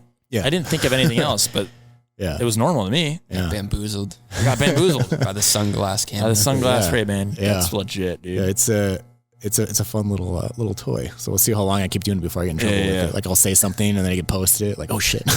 So you're gonna take those glasses to your desert oasis? Yeah, I'm gonna start. I'm playground? gonna start posting everything I can with it. All I the think time. that's what I'm gonna start turning my Instagram into, like just footage from this. So I would people love get like first person perspective on everything. I wonder if Apple would ever pick up on those. Like, Well, don't they have the I glasses? think they probably have in whatever they're going to come out no, with. what I'm saying is like if you worked for Apple on their sets, and they always make you hide your cameras and stuff. Like they're the most strict about that. I wonder if they would ever pick up on that. You just have the one bright light on your glasses. Yeah, that's true. I guess the I'm light. cool, guys. Punch straight in the Yeah, face, breaks your glasses. Probably Yeah. would happen actually. Yeah. Yeah, so let's talk about every year you guys take And a we've trip. missed it, and we're pissed every yeah. single And time. we've always been, every time. we've always gotten a client that last minute's like, hey, can you have these dates? And we're like, When are you going again? This year we actually just locked it down to be the first weekend in April. Okay, we have to put that in the calendar, and we Yeah. need to go. We're going out that Thursday, Friday, Saturday, Sunday. So it's April, like whatever. Keep saying this, and we always mess it up. Yeah, it's anyway, gonna be continue your story. What started this whole thing? and what is it? What is? So my buddy Keith, shout out Keith. He told me he told me about like there's this he just heard about it. It's in Southern California, like right outside of where is it? Southern California, but like Inland Empire area. Just a dry lake bed. El Mirage dry lake bed. Nice. So it's an L-shaped. It's like I think it's like I want to say it's like 4 miles by like 2 miles. That's huge. Yeah, it's huge. And I might be way off on that, but yeah, but it's the same dimensions though. It's an L. Right. Yeah, right. Yeah, completely dry. What the crazy part is like it's just dirt, but it's like hard packed and it feels like concrete. Really? Like it's perfectly smooth. It's just as concrete as this concrete is. Really? And it's just as hard, and So it's not soft throwing at all. up, like- not throwing really too much dust. It's dusty in the sense that it's just dirt, but it's just like it's if you fell on it, it'd feel like concrete. Because the one that we went to, or you guys weren't there, but Chance and I went and did It's the dry lake bed in Arizona. Out in Wilcox. Yeah, that Wilcox one. Playa. Dude, that one's like It's got like 2 inches of moon dust on yes, it. yeah. Like we were shooting 18-wheelers out there. It's insane. So it's not that much dust. A lot less. No, dust. it's way less. Okay. It's to the point where people will bring like their crotch rockets out there on it. Yeah, like low rise, God, I wanna go. like We're gonna bring any the type of bike. car. Like The motorcycle out there. You see my motorcycle? I was wondering whose that was. Yeah, that was mine. We're gonna bring it out there. Oh, nice. It's gonna be sick. Hell yeah. Yeah, no, that's the place to take it. 'Cause you just open it up. There's literally nothing you can hit. Like at night, you can just walk around with your eyes closed and just for, an hour not hit anything. You know? Imagine, there goes Colby. Where's Colby, everybody? I don't know. He's Just been walking. Just put a little light on everybody so we can find them. That's honestly what you have to do because there's no lights out there. So you just see like random lights out there. So like the crew we went out like with this last year, they had like a one wheel out there. We had bicycles, we got bikes, whatever, any type of You were saying vehicle. your friend builds those go-karts too. The go-karts. Yeah. Shout out to Eric Mahler. Go-kart god. Go-kart god, dude. It's sick. I gotta see those things. I want to see those Dude, things. yeah, it was he built a custom fabbed 2 like little mini bikes. So originally it was supposed to be go-karts, but then it turned into mini bikes. That's a shift.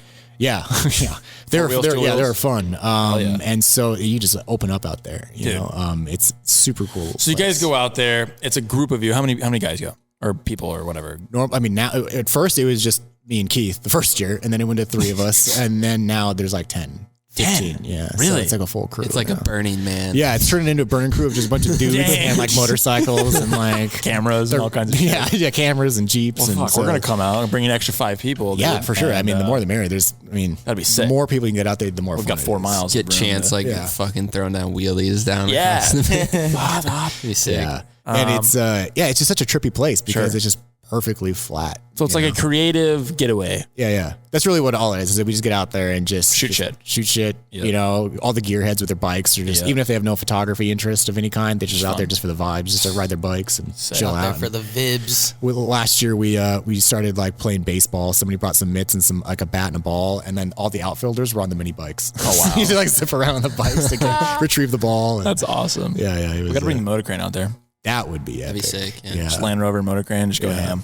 Yeah, that'd be the way. They use it for a lot of shoots. They shot Tupac. That one Tupac music video from way back in the day in the 90s that was shot out there. Oh wow! I forgot which one it was. They do a lot of speed testing out there too. Yeah. So we were out there one year, and this like the guys that kind of maintain the park. Yeah. Do you have to get access? How do you get in there? It's just it's BLM. Sure. But it's like there's a ranger station, so you pay like the $20 for the weekend to get out there, and you can stay and you can stay. Yeah, you can camp out there, whatever. They only ask that like you obviously don't like leave like trash and like car parts on the middle of the don't let her, dude. And if it rains, they shut it down because if it gets muddy and people ride on it, then it leaves big ruts, and then you're screwed. They shut it down. So they shut it down and let it dry out for like 2 or 3 days, and then they open it back up. Interesting. Wow. Yeah.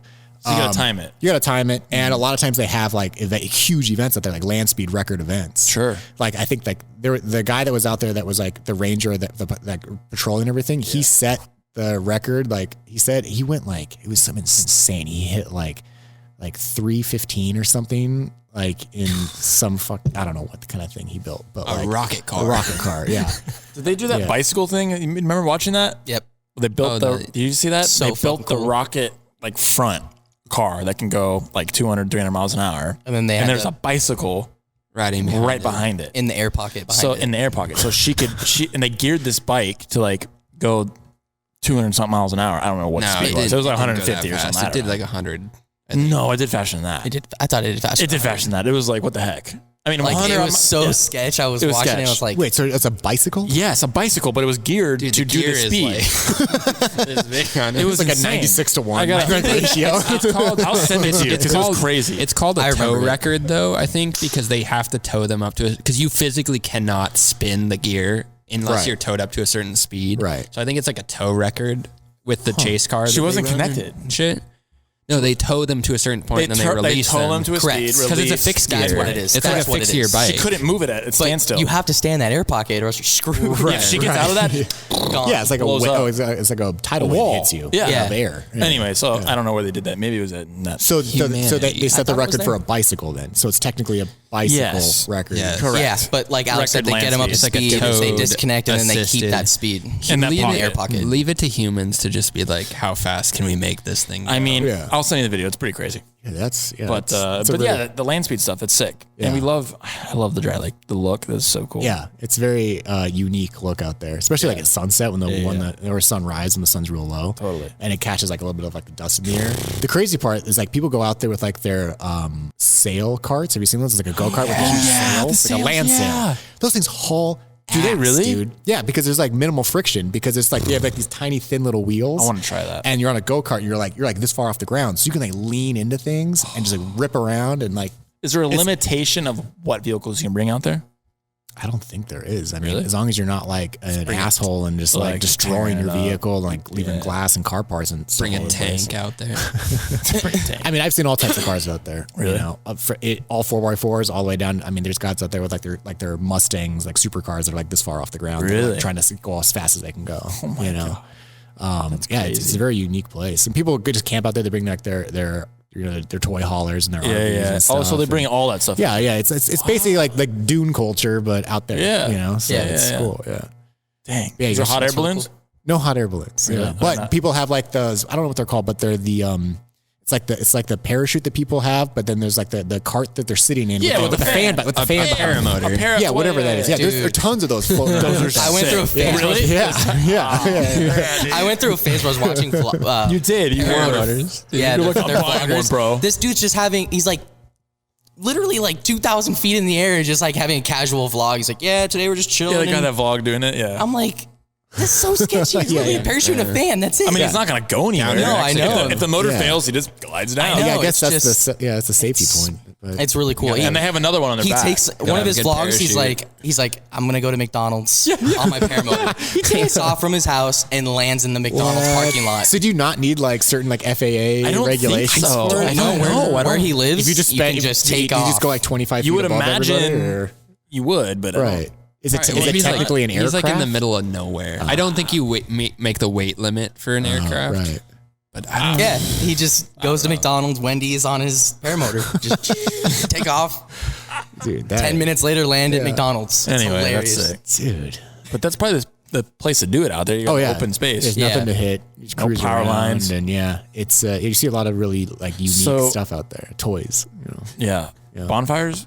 Yeah, you can have fires, whatever you want. Just no fireworks. Yeah. Interesting. Yeah, because I mean it's crazy because it's literally like just embedded in the middle of the city. So you're not really that like out there. I mean, you're right outside of like So the sky still San glows. Bernardino. You're right outside of San Bernardino. Okay. Yeah, so you're definitely in city limits, but you're just in this dry lake, but in the middle of the city. So That's sick. if you really wanted to, you could peace out and go to like McDonald's in like 10 minutes. Oh, really? So, yeah. Oh, well, Yeah. we're coming. Yeah. Oh yeah. John's like, McDonald's, 10 minutes, we're coming. Yeah. The best part is like I wanna go. there's this like it's like a fast food joint that's right outside this like the park. Yeah. And Like OG place? OG, I forgot the name. But it's like the menu has literally any type of food you want. They have breakfast foods and waffles all the way up to a bowl of spaghetti. Fast food. That's great. Yeah. That Burgers, sounds great. spaghetti, burritos. Those are exactly people what I anything, want. omelets. they know their market. insane. Yeah. It's insane. We've been to places like that. I traveling, love that. Where like the Mostly menu in has Vegas where you're like everything. getting everything. Yeah. That's what I love. Yeah. Yeah. But yeah, You man. know what? It's 1 a.m, but I think I want shrimp scampi. Yeah. Sure. Got to get ahead of this hangover with that shrimp scampi. I've been drinking too much. Honestly, it sounds But fair. first weekend in April, you guys got to come out. We'll definitely be there. Put it in the books. Yeah. So we We have questions? we asked some people on our the Instagram Instagram? if they had any questions for you. All right. Did you not see that sick photo of you, dude? I did. I saw it this morning. We got some hilarious. You're like, jeez. We got some hilarious ones, Really? and then some legit ones. So we'll start with a legit one, On this episode and of then we can transition to a hilarious one. Questions for Tony. This one comes from I'm Tunes, and it says, biggest advice when it comes to business side of the industry for freelancers. Ooh, that's a good one. That's a heavy one. Yeah, There's a lot that we're can go gonna into just that. like Yeah. Yeah. hit you with the tough Yeah, ones. the biggest advice for freelancers. Networking. It really comes down to who you know. I think the biggest thing you can do as a freelancer is meeting people. Because even if it has nothing to do with like people in like what projects you're working on or projects you're interested in, you never know like who knows somebody that needs a project. So it's like just getting out into places. Like when I first started shooting, I was going to a CrossFit gym, and I met so many people that worked out at that CrossFit gym that needed videos, and it was all because I just joined a gym. So like if you're a freelancer and you're like trying to like get out there and like meet people, like it's like gyms, like any kind of type of community type like base places like classes or yoga or just stuff like that. Yeah. You just meet more people, totally. More doors open for you. So it's like, I think that's the biggest advice I would say, is just truly is about who you know, not really that much what you know. Yeah, because that person you know can trust you a lot. That's facts. The person you know can trust you a lot, and then they can relay that information to somebody that doesn't know you, and they trust that person. So that word of mouth marketing is gold. Yeah. Gold. Gold. What it's all based off of. Just keep saying that back and forth. Gold. Keep zooming in. Gold. It's like eyeballs. Just like just on the pupils. Yeah. So this one comes from your buddy Chance Martin. It is so fucking fitting. He doesn't show up. Yeah, He was the first one to submit. It is so funny because the shirt you're wearing. He would like to know your thoughts on both seasons of Tiger King. Oh, good question. That's a good question. Yeah. Tiger King 1, game changer, man. I binged that entire thing straight through. I think we all did. I don't think we had a choice. Dude, it was the world did. The pandemic shut everything down. I went to Olive Garden, got takeout, and I binged the entire thing, all 8 episodes. What the heck did you get at Olive Garden? Dude, chicken parmesan. Dude. Always go to. And bread. Breadsticks. You can't do endless breadsticks with takeout though. Yeah, you can. But honestly, it was the pandemic. They were only doing like the pull-up orders, you know? Like, so they bring it out to the car. Yeah. So you mash that meal and watch Tiger King. Tiger King season 1. Season 2. One sitting, right? I did season 1 in one sitting too. It was just too fucking good. Yeah, it just got more and more insane. We're just like, I got to keep watching. I think Netflix held it specifically for a time like this. Yeah. They never had any intention of putting it out. Yeah, I 100%. Yeah. And then they're like, they were in a board meeting, they're like, gentlemen, what's the and crazy ladies, shit? I have the solution. What's the most absurd thing we have? People are looking at it. We were on a Peterbilt shoot in Oklahoma, and we drove past the road that his zoo was down. And like we were working, so we couldn't go down and take a photo in front of the zoo. I was so pissed. It was right down the street. Any chance you're gonna be in the middle of fucking Oklahoma by the zoo, right. And we're being paid to be there. Like, I just wanted to like go look at it. Swoop over there. Yeah, but now it's gone. And goddamn Carol Baskin. Fuck Carol Baskin. There was so many Did he just bumper get sentenced stickers officially? of the Carol Baskin in Texas. No, or it was like there were. He got more years added on. He got more years. For 23 years, 25 They years. actually proved more. They threw against him. the book at him. I think the dude federal animal abuse charges finally kicked in. Dude, PETA's no joke, he was man. They'll come at you. Hey, who knows what he actually did? You know, he might have been a piece of shit. Who knows? Yeah. I mean, look from who knows? He is a goddamn all of those American people actually.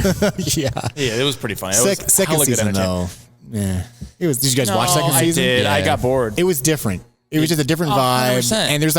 and I felt like with second season, it just moved too fast. They were like throwing so much information at you, like different people. I was like, I can't really follow this. Goofy people trying to get him out of jail. Yeah. Just I think, First season, you had like the anti-hero Joe that like you wanted to root for. Second season, it was all villains, and you're just like, fuck all these people. Yeah. I'm like, I don't fuck watch you, these people. fuck you, fuck you. Yeah. They're just looking for the next Joe Exotic. Joe Exotic was why that show was so popular. Yeah. Anyone else, it was him. Yeah. It was Literally. And done. It was his character, not crazy. what he did, and like the trying to character. That. Yeah. No one's ever heard of that. Shout out to the guys though that showed up at like January 6th with the sign like "Free Joe Exotic," and everybody's like, "Why the fuck are you?" Limo. Trying to get the hell out. He spent thousands of dollars. Like, what an idiot! Dude. I do really appreciate because I watched it the first season a second time through with my fiance because she had never seen it. And so I was like, you got to watch this. And so the second time I watched it, I appreciated it more the very last episode where it was like the last 5 minutes of the very last episode where they show him in prison and then they kind of go back and they show his past, like a montage of when he first started, when he was super young with animals, and they made it very sentimental and kind of showed like how he went from being like this really young, go-getting nice guy to turning into who he is now, this villain. And it was like, damn, that was actually really well done. That last 5 minutes, I got real emotional. It did, you know? It was pretty crazy. No, they did it. Yeah. That first season was a killer. Yeah. They killed it. And that producer, he fell into a gold mine, bro. That guy. I thought that's who I felt the most for. Like, I think the one thing that sticks out to me the most that was like, oh my God, is when the place burnt down or someone burnt it down and all the footage went away or whatever. I was like, oh my God. Yeah, he's like, that was my retirement. I could feel that pain. Yeah. But I mean, that's also on him for not backing it up. Totally. But it's so stupid. Like, come on. It's a thing called a cloud now, but yeah. They probably had like the tapes. Yeah. Dude, that was so DV good. tapes. Yeah. There was just another world that no one knew. That's why it was so entertaining. Yeah. Like I never even knew that even Jones Arc was even on YouTube, like when he was doing this YouTube Impeccable stuff. timing. And it's still there. It's great. I go back every once in a while. It's going to be it's an instant ads. classic now. Oh yeah. Instant it's classic. part of our culture. It is. Just the name Carol Baskin. Everybody knows who the hell you're talking about. Carol Baskin is culture. yeah. Literally. It's so weird how that like happens. Yeah. It's like- it's a cultural phenomenon. Yeah. It's got to be such a timing. Everything lines up timing wise and like You a literally pandemic couldn't and- have released a documentary at a more perfect time. This is when the most eyes Well, have ever 'cause, been on TV dude, at once. Yeah. Real- Exactly. Realistically, any other time in like history, like that would be like a B-rated documentary at best. Like you would probably never see it. Yeah. Like if it was released now. Yeah, you would never see it. Yeah. You would never see it, but everyone had to watch stuff because you couldn't go anywhere. Yeah. And then everybody watched it like straight through, and they're like, "Holy shit, Holy guys! fuck. You Yeah. gotta fucking Yeah. And the whole world blew up. Yeah. And he became famous. Yeah. And now he's in jail. Isn't that Unfortunate. the It most sucks. like that's like this like a true like deal with the devil where it's like all he wanted to be was famous. But yeah, you're gonna be the most famous guy pretty much for a long time, but you're also gonna be in prison. You know? It's like you get what you want, but not the way you want it. Infamous. You know? Yeah. There you go. crazy The world shit. works in mysterious All right, what do you got ways. next? Yeah. I don't know if we can go into these other ones. They're not really. They're not good. They don't slap like those ones do. You guys got to do better. Chance with the questions, but also not we're be not Get better perfect. questions. Get better questions, guys. Yeah. Let me see if we got. We don't post that on there for shits and giggles. We want some honest questions. Maybe some shits and giggles would be nice, but I'm open for all questions. I'm here. what We've got else? what's up stupid with the shit? short shorts? And from the photo. and how many shit coins are you holding? I actually have 5 shit coins. Let's go. 5 different shit coins. I'm a big Shiba fan. I got in early on Shiba from way back in the day. I got some Jeeps. Let's go. Yeah. Shiba Inu, diamond hands. Yeah, diamond hands. There we go, man. Yeah, else you got? Shiba. I have obviously, ETH and Bitcoin, but like I'm a huge Cardano guy. I Hell love yeah, Cardano. brother. Big Cardano guy. Yeah. Do you have Dogecoin? XRP. I have Doge. I'm not that. I mean, I have it. I'm not dumped that. Doge. I don't have too much faith in it. But What about XRP? no XRP. But what else do I have? HBAR. I just got big on HBAR. Oh, HBAR? Yeah. HBAR, Cardano. That's what I have the most faith in right now is HBAR for like gains. It's like 30 cents, 27 cents Yeah, right for now. gains, But I yeah. feel like it could be a next big one. But I think in the battle of all the coins in the next 10, 15 years, it's going to be between Cardano, Bitcoin, or Ethereum. So Yeah. Ethereum. any of those three. You're right on that. For sure. Shitcoins are great to like make fast big cash, gains yeah, now, totally. but for security, I mean, obviously Bitcoin and Ethereum are the king. I mean, everything's built off Ethereum as it is. So it's like, It is, yeah. I think actually currently my biggest holdings are Ethereum. You have any JPEGs? Nope. Do you want NFTs or anything? Yeah. No, I'm not. I don't play anything in the NFT game. I'm all about the NFT game. Really? Yeah. Brandon sucked into it. Yeah. Yeah. Is it worth your while? Oh, I've got one. So worth. I've made like Really? I've made like 7 or 8 ETH already. I mean, if 80 I sold, ETH? No, 7. Oh, 7 or 8 I was ETH. like, shit. If I Jesus Christ, why are you still here? Yeah. But the people that are skeptical about NFTs sound just like the people skeptical about Bitcoin. Yeah. Back in the day. Yeah, it's the same trend. Or Beanie Babies. Or being. Well, they just don't Or realize babies. they don't realize Or like the Pokemon use cards. case for it. You Right. know, Right. it's like I made a good. Yeah, we could go into this. Do you probably think? after Do you this think crypto. NFTs have a use space in film making or even I photography? want to open a Yeah. studio I'm in the curious, metaverse. Yeah, that'd be sick. Guys, Yeah. let me know if you want me to open a studio in the metaverse. It's going to be Reelbros Studio in the metaverse. You can come in there. You can do whatever you want. I don't give a shit. Well, I heard that like the NFL's doing that now, where like specific video clips of certain athletes like hitting a touchdown, Well, or yeah, a certain pass are going to be NFTs, and you have to own the rights to it. The UFC 2 weeks ago just dropped their NFT collection. How does so that like, work? But would you ever like They're see- selling. They're not selling. They're creating NFT moments. So, 3-second highlight clips of some of the most infamous or famous knockouts ever. Yeah. You'll own that But video clip. But do you think? Okay, so two questions to that. Do you think I don't wanna first get too deep off? into this. Do you think first off it has a place in like full format content? So like say you create a video project for a client and part of that project is an NFT of their project. So like because there's a lot of like questions in like ownership in media space, like with photography and licensing and like video and licensing and all that crazy shit. Do you think it would ever get to a point where like when you create a project for a client, you're also in there as an NFT of that specific project? So they literally have sole ownership backed by blockchain of their project. Right. And then second question would be is like on the fucking UFC clips, like now every highlight clip that somebody uses, do they have to pay a licensing fee to the NFT owner? Right. Since the UFC is now selling it? That type of stuff in the legalities is all dependent on the ownership that the NFT is given by the people producing the NFT, right? So that's a good question on the, like every time they would show the highlights of UFC, if someone gets paid. Yeah, are they getting the person a payout? That owns that? That I'm not too sure on, but in the music industry and when music gets involved in the NFT space, that's exactly how it's going to work, is if you own... So like Juice WRLD, like when he first started coming out, if he released his old songs, his hundreds of old songs that weren't released as NFTs, and you bought it early, and then those songs explode, you now own a piece. You're the rights. You own the rights holder. If he made it that way that you own all the rights, then yes. But if you own like 50% of the royalties, then you own 50%. So it's almost like rather than consolidating ownership in like a record label, you're like giving it to the people, right? In a way. But I don't know if from a client standpoint, like, would it ever be a value to sell? It gives, this isn't just for the people buying it too, it's for the artists themselves to monetize without a label behind them, without a studio. They don't have to share the monetization rights because they're using a centralized governing system to release their content.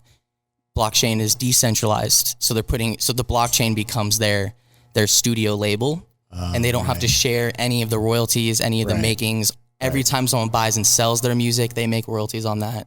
It just gives them full control and monetization value of their content. So photographers are already starting to come out and create collections of their photography. One just released 2 weeks ago, and it's called Where Are My Vans At? And it's just a guy that he climbs buildings and then he takes pictures of his feet dangling over the buildings. It's not like you can just do this if you're not already famous. Yeah. It's like you have to have a following, because why does somebody care about your pictures? Why does somebody care about your painting? I can go create a painting right now, but no one's going to care unless I have a backing. So it's the same thing with NFTs. That's why we bought in this Alien one, is because there was like Lewis Hamilton bought in, like I think Hailey Bieber bought in. Like, Bieber like, himself. Okay, well wait a minute, Bieber himself. And then there's like perks to it. So you get like game tickets to like, championship games, like 4 seats. Like there's a lot more use to it. Than just exactly. Yeah, NFTs. It's creating value and it's giving you value at the same time. Right. Yeah, it's kind of like a membership, but you're making money. Right. Interesting. Yeah. It's become at the same time. You're not spending money. You're making money. It's a way to create a verified pass, if you will. Like before, they were just pictures being sold, like when NFTs came out. But now it's like this NFT can be connected to like I just forgot to tell you this. Coachella just dropped their NFT collection yesterday. I already bought tickets to Coachella. Oh, yeah, well, you probably could have bought their second weekend. You probably could have bought their NFT with all that money. You bought the real fucking tickets, not the digital ones. No, but if you have if you have a Coachella NFT, you are now available. You can go to their shows anytime. There's VIP sections that you always have access to. You get free food there, and it's not like the I bet you chicken tenders and fries. Alien. It's like these guys are making millions of dollars off their NFT collection, and it doesn't just stop on the sale. I'm gonna hit up the Alien thing. Wow, I'm gonna see if I can get some VIP stuff in the Alien thing. Try it. Got some Coachella stuff, guys. Yeah. Might as well see if it works. Yeah, fuck it. There's only one way to find out. What? Which weekend are you going to? I have no idea. Oh, okay. I am not. Got tickets. You have no idea. No, I have no idea. This is my first time. I think it's all of them. All the whole day. All 3. Was it 3 days? No, there's 2 weekends though. There's 2 weekends. Weekend 1 and weekend 2. Yeah, it's the same lineup each weekend. I didn't buy them. My friend bought them, but I'm like, Well, I'll be at second weekend if you're. Are you? Yeah. Oh, maybe I will. Yeah. I'm driving an RV up there. Link up. Yeah, link up, man. We'll hang out at the NFT lounge. Hell yeah, dude. In that VIP NFT I won't be lounge. in it. I'll be the guy eating nachos outside of it. I'll be the guy outside with his glasses recording everything. Like, check out the NFT lounge. NFT lounge. No, it's funny as shit. Yeah. Okay, well, I'll let you know. I've never been there. Is it crazy? Have you been? Oh yeah, it sounds fun. I'm sure. Yeah. Sick? It's it's a great experience. Just I mean, for the music alone, but also where do you stay? just What's the I used trick? to camp. And that's always a fun experience, camping on grounds. Yeah. And it has its pros and its cons. But now I just I like having a shower every night. Oh yeah, because you're dusty and sweaty. Yeah. So like we do like either a hotel or like a house that we rent. Oh nice. Right outside of it. So like should I stay away from the RV then? No, RV would be cool. I think it'd be fun. Oh yeah, as long as you have somewhere you can actually sleep and recover. 50-foot bus, yeah. Because if you're like in a tent every night, like sleeping on an air mattress, you're not going to sleep well, and then you can't go as hard the next day because your you're just energy like just diminishes. Or you got every day. I want the bus. It got RV recliners. It's got TVs outside. Oh yeah, that's the way to do inside. it. Hell It's yeah. got kitchen. Because then that's actually the best of both worlds. Because then you Yeah. don't actually have to leave the grounds. Yeah. you can just walk back and forth Exactly. and just keep drinking. Exactly. You don't have to worry about the Uber situation the whole time. Damn. Dude. Yeah. I like that. All right. Well, it's gonna be fun. I think. Yeah. Oh yeah, Coachella's gonna be sick. Yeah. Well, shit. No more questions. They're all stupid questions. yeah, Your short I mean, shorts. Where'd you get your Short shorts. Oh yeah, answer that. Okay, so that photo that was taken at the height of summer 2 years ago, or last year I think. Do you have the same shirt on in it? No, that's a different shirt. This shirt, my fiance. You always do. You always have six shirts. He does have like. They're so loud. I like the animal prints these days. Good. It's good. I like it. Really Joe Exotic vibes going on here. You do. The short shorts. Yeah, it was. I remember it was fucking hot. We were shooting for this pharmaceutical ad. I was the camera op for it, but it was this company. It was for Boston Scientific. Product was Resume. It's like a prostate medication. Oh, really? Yeah. And so the whole ad's based around like, these guys that are a little bit older, like they're playing like catch with their son out in the park, and then I gotta piss, and so they gotta go find a bathroom suddenly, because their prostate's inflamed. So we were filming out at one of the parks here, and it was like the middle of summer, and I was sweating my ass off. Old guys out there in the middle. Why would they do that? I don't know, man. Crazy. I was just camera op. I'm just there to move it. But yeah, so short shorts. I wanted like maximum amount of like surface area, sweating, like cooling down. I think we should start wearing that since we're in Phoenix and it's the hottest place. When I went to Dubai, they all have those dresses. Oh, right. Sorry, I should not say dresses. That's like down one more. Canceled again, dude. Canceled again. Just offended an entire nation. Not a dress. Can someone explain to me what they're called? I don't have the correct term. A robe. The things that are long. Let me say a long shirt. It's a robe. And these long shirts, I don't think they like. It's just open because it's so freaking hot there. Right. And they wear sandals and stuff and blah, blah, blah. Probably not sandals. Who knows? Jesus sandals. I don't know. They're really comfortable. I feel like that makes the most sense. Did you not buy one when you were there? No, I didn't. Oh, that's your first fucking mistake. I thought I was gonna have to wear one to get into some of these places, but but they wear that because it's maximum coolage, airflow. Yeah, maximum airflow. Yeah. We should wear those here. Yeah, we should. They're white. They're That's all white. the desert. We're the desert. We're all desert people. We show up to set and we're just decked out in Birkenstocks and white long shirt. Summer with an easy rig on. Dude, summer 2022. It's the robe summer. The robes, robe summer, man. What were those things Can called? someone find the name? Robe of boy these? summer. John, what is it called? A dish dosh. Let me clarify that. Thanks, Jamie. Wanted to dish. Young Jamie. Dosh. That's what you should be doing. Young Colby. Young Colby over there. We'll give him a mic. A dish dosh, dude. We need to get those. Yeah, I mean that makes a lot of sense. Like, that culture's been in the desert for thousands of years. Exactly. They figured it out. When we went to Samoa, what were those things called that we bought? At the skirts? Yeah. We bought a skirt. Yes, you don't remember that? I bought a skirt. Samoan culture, like it's like the whole first night like we the got Polynesian there. culture, Oh, right? you're right. Skirts and stuff. I don't know what those are called. Yeah, Colby. I hope. What are the skirts called in Samoa? I mean, robe, skirt. I mean, airflow to the boys downstairs. Like that makes a lot of sense. It was. Yeah, it works. They all wear them. They know what they're talking about. Yeah. So why don't we do it here? I don't. We should. Let's bring it back. Let's Let's just start wearing kilts. We just start showing up in robes with Reelbros logos on them. Yes. No, dosh. What's it called again? Dish dosh. Don't call it a robe. It's a dish dosh. We're gonna get some dish doshes with RB. Everybody looks at us weird. If you try, don't knock till you try it. I'm not gonna try it. It's maximum ball flow. Right. Exactly. Yeah. Ball flow. Yeah. Get canceled again. Well, see you guys later. I think it's probably time to wrap this one up at this point before you fully ruin our viewership. Wow. Yeah. It's called On the Real, man. Whatever, dude. Yeah, man. Yeah. Well, hey. Good job. Yeah, man. This is fun. This is fun. Good job. props now. Tony might have to do a part 2. Maybe. I'm down. P2 later. I'm down. P2 later. Maybe he's just like the guy that always comes out whenever he wants. Post dish dosh, and then we can like report on it. Like the next one, we should just all be wearing dish dosh. 100%. yeah. That's happening. Okay, well, tune in next time and we all have dish doshes and Tony's back on to talk about some shit. Dude, I'm 100% down. You know, and maybe we come back on after we go out on that April stuff. There we go. And then we got more stories. Yeah. Boom. We got stories. More stories. Maybe we do a podcast out in the desert. In the desert. Wearing the dish dosh. Yes. At El Mirage. It all comes together. You have to hold that to us now. That's full circle, everybody. That would be That's funny. called a full circle, and that's happening. Yep. We're just gonna be doing a podcast. Just be like quads and fucking people ripping behind us. I love it. On the Let's go. background. Let's do We're it. just like screaming into the mic. yes. Yeah, on location. That is episode 2 of this podcast. Is in the dry lake bed in dish dosh. Yeah. Yep. It doesn't get better than that. Yep. Confirmed. That's it, dude. Well, hey, good job. I keep saying good job. I don't know what the fuck I said good job for. This was fun. I appreciate it. Thanks for coming on. Thanks for telling us a little bit about your story. Thanks for bringing the props. Those are that was epic. And I guess when we kind of finalize, we always wrap up on stuff. What is something you would tell someone getting started in this space? Other than the other one, you kind of just already kind of said it. Meet people in context. But is there something that you would tell someone in something that you know now that you were, you know, in your younger self? What would you tell yourself? Yeah, tell your younger self. That's a good question. I think it really just comes down to like finding like your own style. You know, there's a really good quote by Miles Davis. I think I'm paraphrasing, but it's like anybody can play an instrument. It's 20% about the note you play and 80% about the attitude of the motherfucker who plays it. Ooh. Yeah. By Miles Davis, possibly the coolest cat on the planet. You know?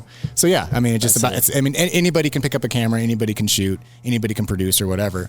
I think it's more about the attitude you apply to it. Right. You know? And the style you kind of give to it. Everybody's got to find their own unique style. So like the faster you kind of find and develop your own style, then the more successful you'll be. Boom. I like that. There we go. That was great. Oh yeah. That was sick. Well, we'll catch you guys on the next one. Thanks, Tony. Yep.